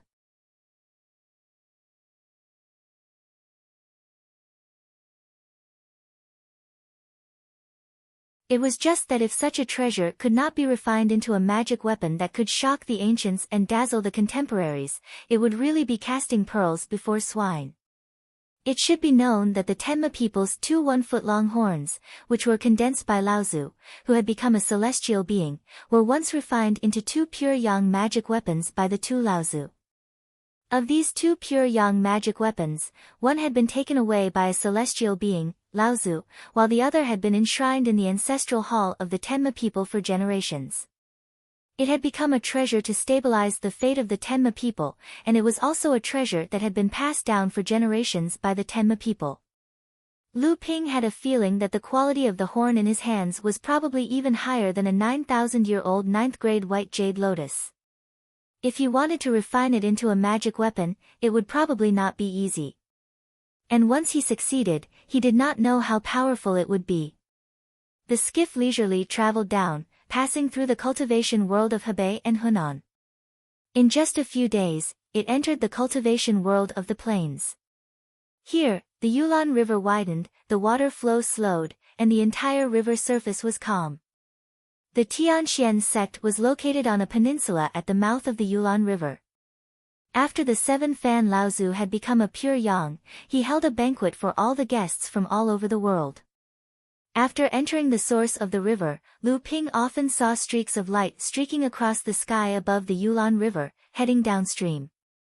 It must be the cultivators who were participating in the 7 Fan Laozu's Pure Yang Dharma assembly. One day, as De Bao was sleeping soundly in the cabin of the boat, a loud and long cry suddenly rang out, startling De Bao so much that he jumped up. He saw that Lu Xiaohai, who was next to him, no longer had a trace of the demeanor of the king of 10,000 beasts. He was curled up in a corner of the cabin, like a startled tabby cat. Before De Bao could ask what had happened, the loud cry outside the boat became even more intense. An aura that looked down on the world rolled out in all directions. Within this aura, there was an indomitable sharpness that seemed invincible, as if no one in the world could stop it. As if his tail had been stepped on, De Bao immediately jumped into the corner where Lu Xiaohai was. He curled up with Lu Xiaohai and trembled. Then, he suddenly remembered something, and realized that this earth-shaking cry was the voice of Lu Ping. On the deck of the small boat, Lu Ping watched as the mighty Yulon River, which was tens of kilometers wide, rushed into the sea in one fell swoop. The raging torrent continued for tens of kilometers before gradually merging into the sea. The small boat was already anchored in the middle of the estuary. Previously, Lu Ping had been standing here, admiring the magnificent view of the Yulon River.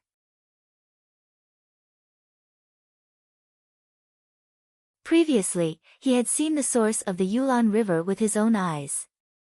Afterwards, he had sailed down from upstream, and had seen the source of the Yulon River, the place where it flowed, the confluence of its tributaries, the size, the speed, and the length of the waves. In the end, he had seen the Yulon River flow into the sea. The beginning of the Yulon River was like the end of a person's life. The waves were magnificent, but in the end, they would live forever in the sea. Lu Ping seemed to have suddenly understood something. He simply anchored the small boat in the middle of the Yulon River's estuary, and stood on the deck, staring at the place where the river met the sea. After 5 whole days, Lu Ping finally awoke from his sudden enlightenment. His expression was joyful, and his divine will was clear. Lu Ping could feel that his own cultivation had once again improved, and he seemed to have mastered many of the barriers in his training. He couldn't help but let out a long roar, and his entire body's aura burst out. This caused Lu Ping and De Bao, who had been squatting in the cabin, to be half dead.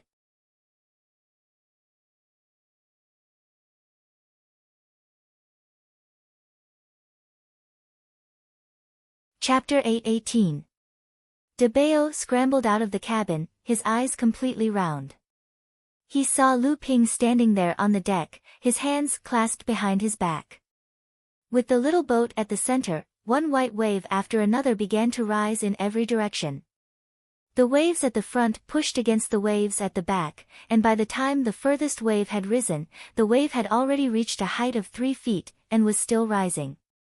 From afar, several kilometers away from the Yulon River, multiple streaks of light could be seen coming from different directions, but they all hovered far away in mid-air, as though afraid of disturbing Lu Ping.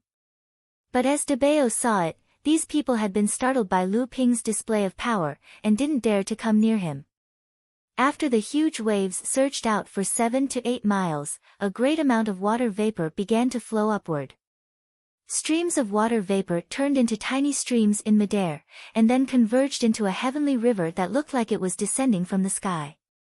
From below, De Bao could clearly see that this 7 or 8 kilometer long river which Lu Ping had created in mid-air was the exact shape of the Yulon River from its source to its estuary.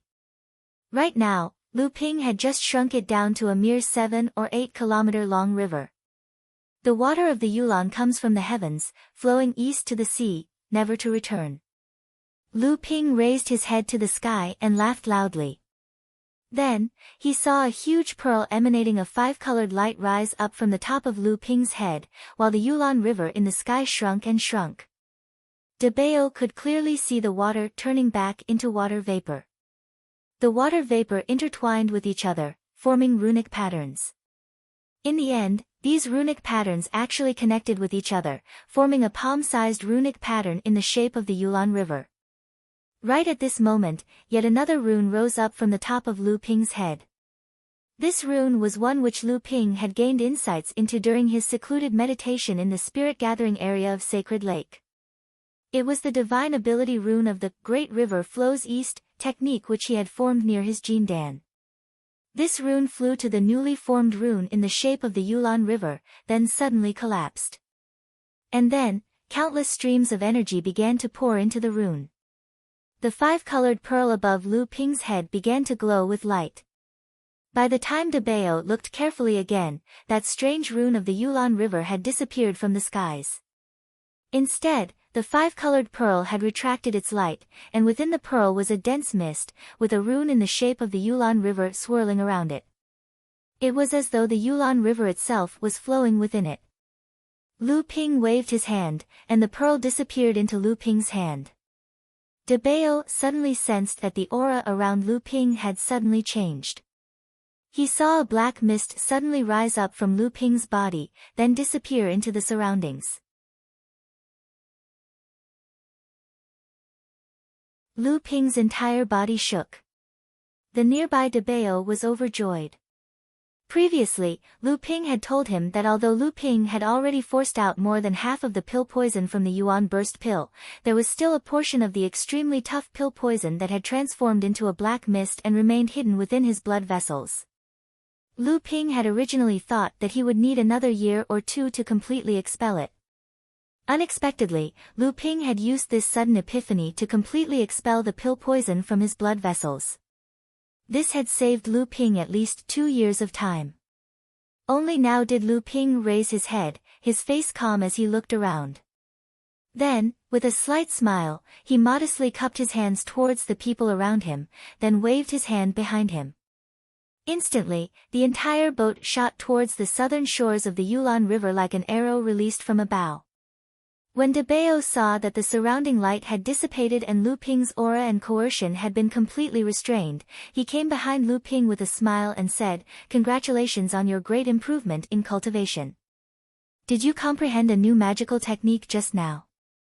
Lu Ping smiled slightly, glanced at the cabin, and said, "How is it? Did you frighten the child?" Debao grinned and said, "How could it be? It's time to let him know the immensity of the heavens and the earth. In this cultivation world, his clan is not the only one that dominates." Debao had the posture of teaching a junior a lesson, but he had forgotten that his performance just now was not much better than the little tiger demon. Lu Ping knew that he had always been a glib talker, so he naturally wouldn't care about it. Knowing that Lu Xiaohai didn't have any accident because of his aura and coercion just now, he didn't speak anymore. On the shore, Lu Ping opened his mouth and blew. The boat in the water left the water and turned back into an ocean boat. Lu Ping put it away, and then he squatted down and sat down. Although Lu Xiaohai was a tiger cub, his 5-feet-long body and natural strength were enough to carry Lu Ping and run quickly. Lu Ping had Lu Qiner as his mount in the sky, and Lu Dague as his mount in the sea. He only lacked a land mount. Originally, Debao could also be his mount, but Debao was used to being Lu Ping's butler, and he was raised by Lu Ping since childhood. Their relationship was not ordinary, so Lu Ping naturally didn't want to let Debao be his mount. Moreover, Lu Ping really couldn't bring himself to let a fat mouse be his mount, so when Lu Ping saw Lu Xiaohai in West Huang Town, he decisively bought him. In addition to not wanting to let a tiger demon of the White Forehead clan be covered in dust, he also wanted to find a land mount for himself. Using a tiger demon as a mount was beautiful and dignified, but Lu Ping also had to first conceal Lu Xiaohai's identity as a member of the White Forehead clan.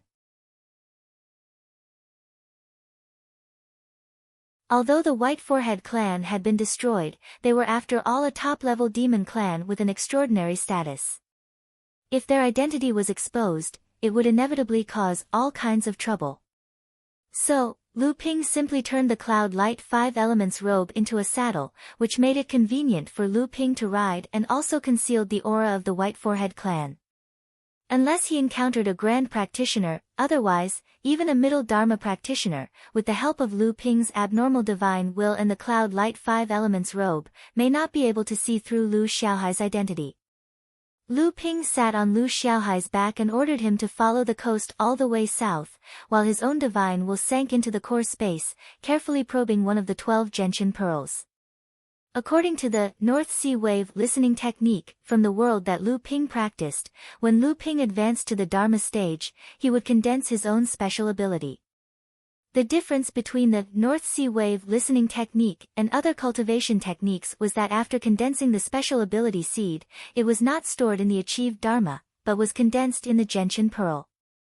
The 12 gentian pearls actually corresponded to the North Sea 12 techniques. Whenever Lu Ping's ability was enough to condense a special ability seed, there would be a gentian pearl corresponding to it.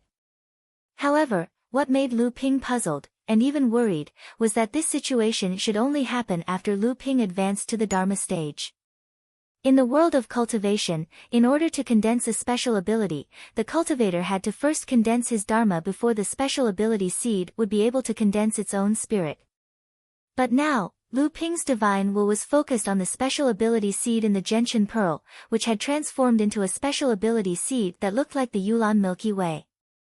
For a moment, he was unable to determine whether this unexpected outcome was good or bad for him.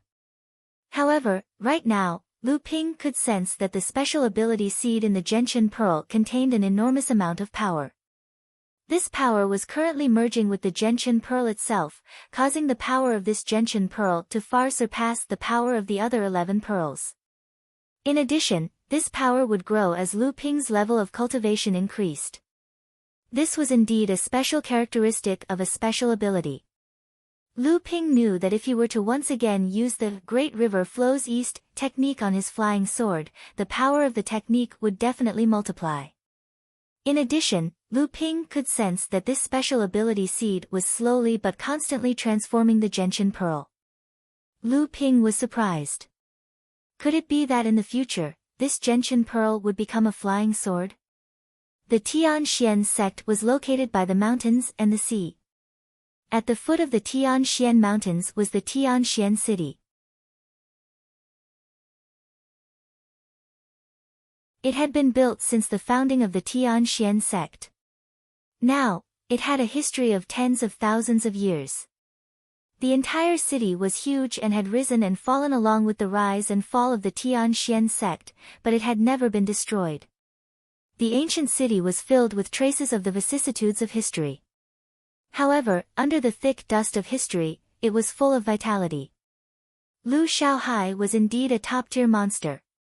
Although he had just advanced to the late blood condensation realm, he was able to move quickly and steadily while carrying Lu Ping. When they were not far from the Tianxian sect, Lu Ping woke up from his meditative state. He patted his brocaded tiger head in approval and casually threw a bottle of medicinal pills to Lu Xiaohai. Lu Xiaohai hurriedly opened his mouth and caught it. A storage pouch was also tied to his neck. This was what De Bao had instructed him to do at the beginning. His master was rich and usually had spoils of war. Ordinary items were no longer of interest to him. However, these items were all treasures to Lu Xiaohai, who had yet to transform.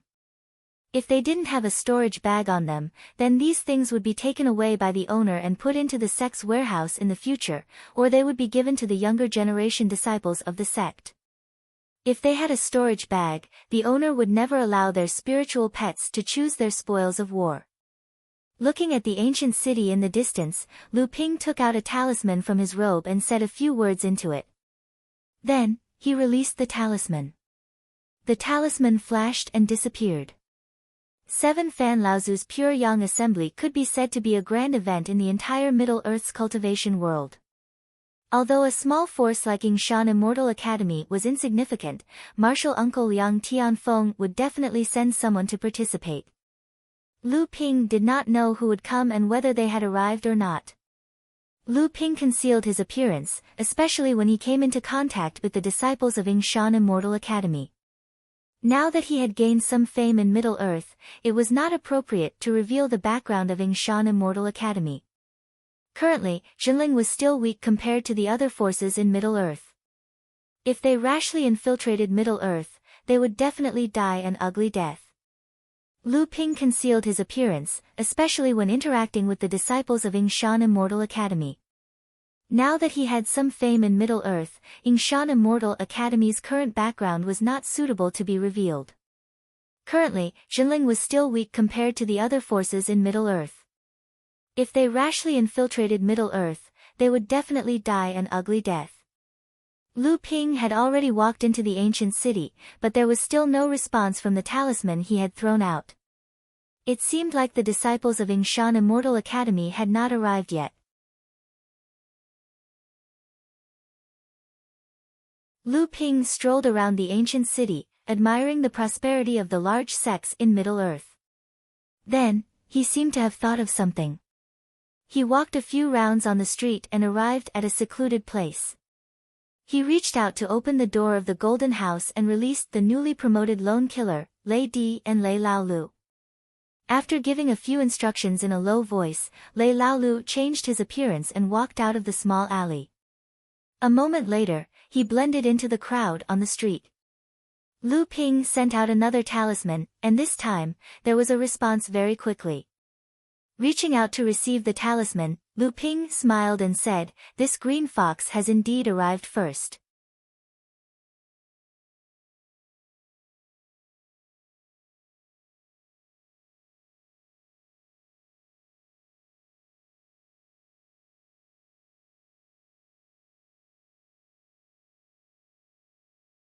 Yes, the tribulation lightning water is related to whether or not I can advance to the pinnacle of the core forging stage. If there's a chance, of course I won't let it go. Debao's face fell when he heard this. No way, boss. As the two of them chatted, footsteps came from outside the door. Green Fox had arrived. Green Fox was dressed like a man. When she entered the tea room and saw Lu Ping, she smiled and said, "The Heavenly Fragrance Restaurant has always been the most famous restaurant in Tianxian Ancient City, and it is famous in the entire cultivation world. It has all kinds of famous teas and spiritual water. Who would have thought that today, a customer would use his own spiritual tea to beat us?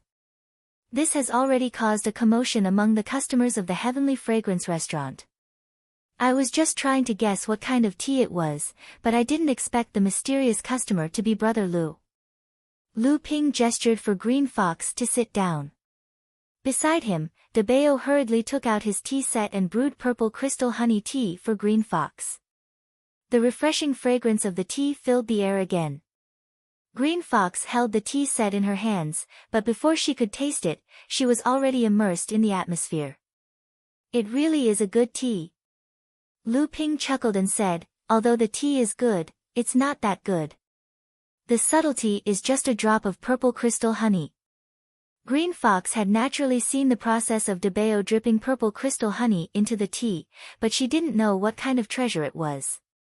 However, when she heard that the drop of amethyst liquid was actually the legendary amethyst honey that had long disappeared in the cultivation world, her face was instantly filled with astonishment. She asked, "Is it really amethyst honey?" Seeing Lu Ping nod with a smile, Green Fox sighed slightly and said, "Brother Lu, you really have many tricks up your sleeves. You're always unpredictable. If word got out that you're using purple crystal honey to brew tea, who knows how many pill refiners would beat their chests and shout that they're a wastrel." Lu Ping smiled but didn't say anything. On the other hand, Debao, who was standing to the side, secretly cursed, "Boss has a whole colony of purple crystal bees. Even the queen bee can be cultivated to the point where it can transform. How can he be short of purple crystal honey? Boss doesn't even use purple crystal honey for alchemy, he only uses purple crystal royal jelly." Green Fox took a sip of the honey tea and savored the aftertaste for a moment. Then she put down the cup and said with a serious face, "On behalf of the Green Fox clan, Qing Dai, thank you for your trip to the West Wilderness. At this time, more than a year had passed since the opening of the river source.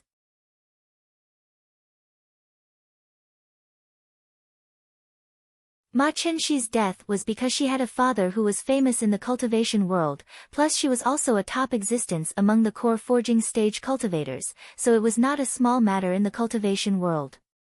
This period of time was enough for the news to spread to the cultivation world of the plains. Green Fox naturally heard about it, but it was only now that Lu Ping learned that Green Fox's real name was Qing Dai. This also meant that Qing Dai was officially under Lu Ping's command, and the Green Fox 9 bandits were now truly under Lu Ping's control. Lu Ping waved his hand and said casually, "This is nothing. Tell me about the recent situation in the Tianxian ancient city. Is there any progress on the matter I asked you to do?" Qing Dai took a sip of tea and said, 7 Fan Laozu's Pure Yang Dharma Assembly can be said to be a grand occasion. According to the news, almost all the major sects that participated in this Dharma assembly came. In addition to the 5 holy lands, the East Sea Crystal Palace also sent people to congratulate him. In addition, the Yuan clan, the West Wilderness Palace, the Tai Xian sect, and other sects and aristocratic families also sent people to congratulate him. Even the mysterious spirit beast taming sect is said to have sent cultivators this time. In short, this grand event can be said to be unprecedentedly grand, and the participating cultivators are also difficult to distinguish. Lu Ping nodded, but this was not what he was concerned about at the moment. So he opened his mouth and interrupted Qing Dai, "Is there any news about the Thunder Tribulation Elixir in the Tianxian ancient city?" The Thunder Tribulation Elixir, a high-grade heaven-step spiritual item? Qing Dai looked at Lu Ping in surprise, and immediately realized that this was what Lu Ping needed. This meant that the gold core that her lord was about to condense must be of the 9th grade. This was a top-grade gold core that only the direct descendants of those holy lands and big sects with a long history could aspire for. Qing Dai calmed herself down and said with regret, "Although I have heard about the underground auctions in the Tianxian ancient city this time, I have never heard of any news about the Thunder Tribulation Elixir." Naturally, Lu Ping also knew that this kind of treasure was rare. Even if someone wanted to trade it, it was impossible to make it known to everyone. He asked Qing Dai just in case. However, a trace of disappointment appeared on Lu Ping's face. Qing Dai continued, "However, I heard that one of the auctions is specifically for the trading of spiritual items. Moreover, it is barter. After all, spiritual items are rare, and a high-grade heaven-step spiritual item is too precious. The Thunder Tribulation Elixir is a heaven-step among heaven-step. The probability of it appearing is almost 0. Lu Ping was shocked. In any case, this was a possible channel.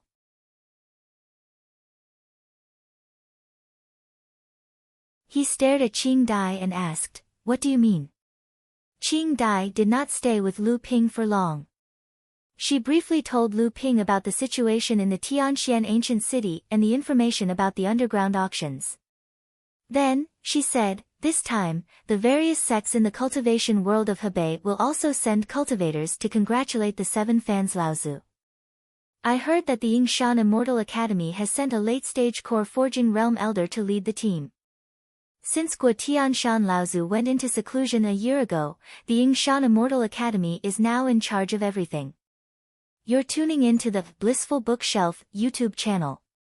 We're so grateful for your support, and don't forget to subscribe to join us on this incredible journey through captivating stories. Your generosity through donations truly makes a world of difference, as it's the primary source of revenue that allows me to expand and enhance this channel for you. Thank you from the bottom of my heart for being a part of this adventure.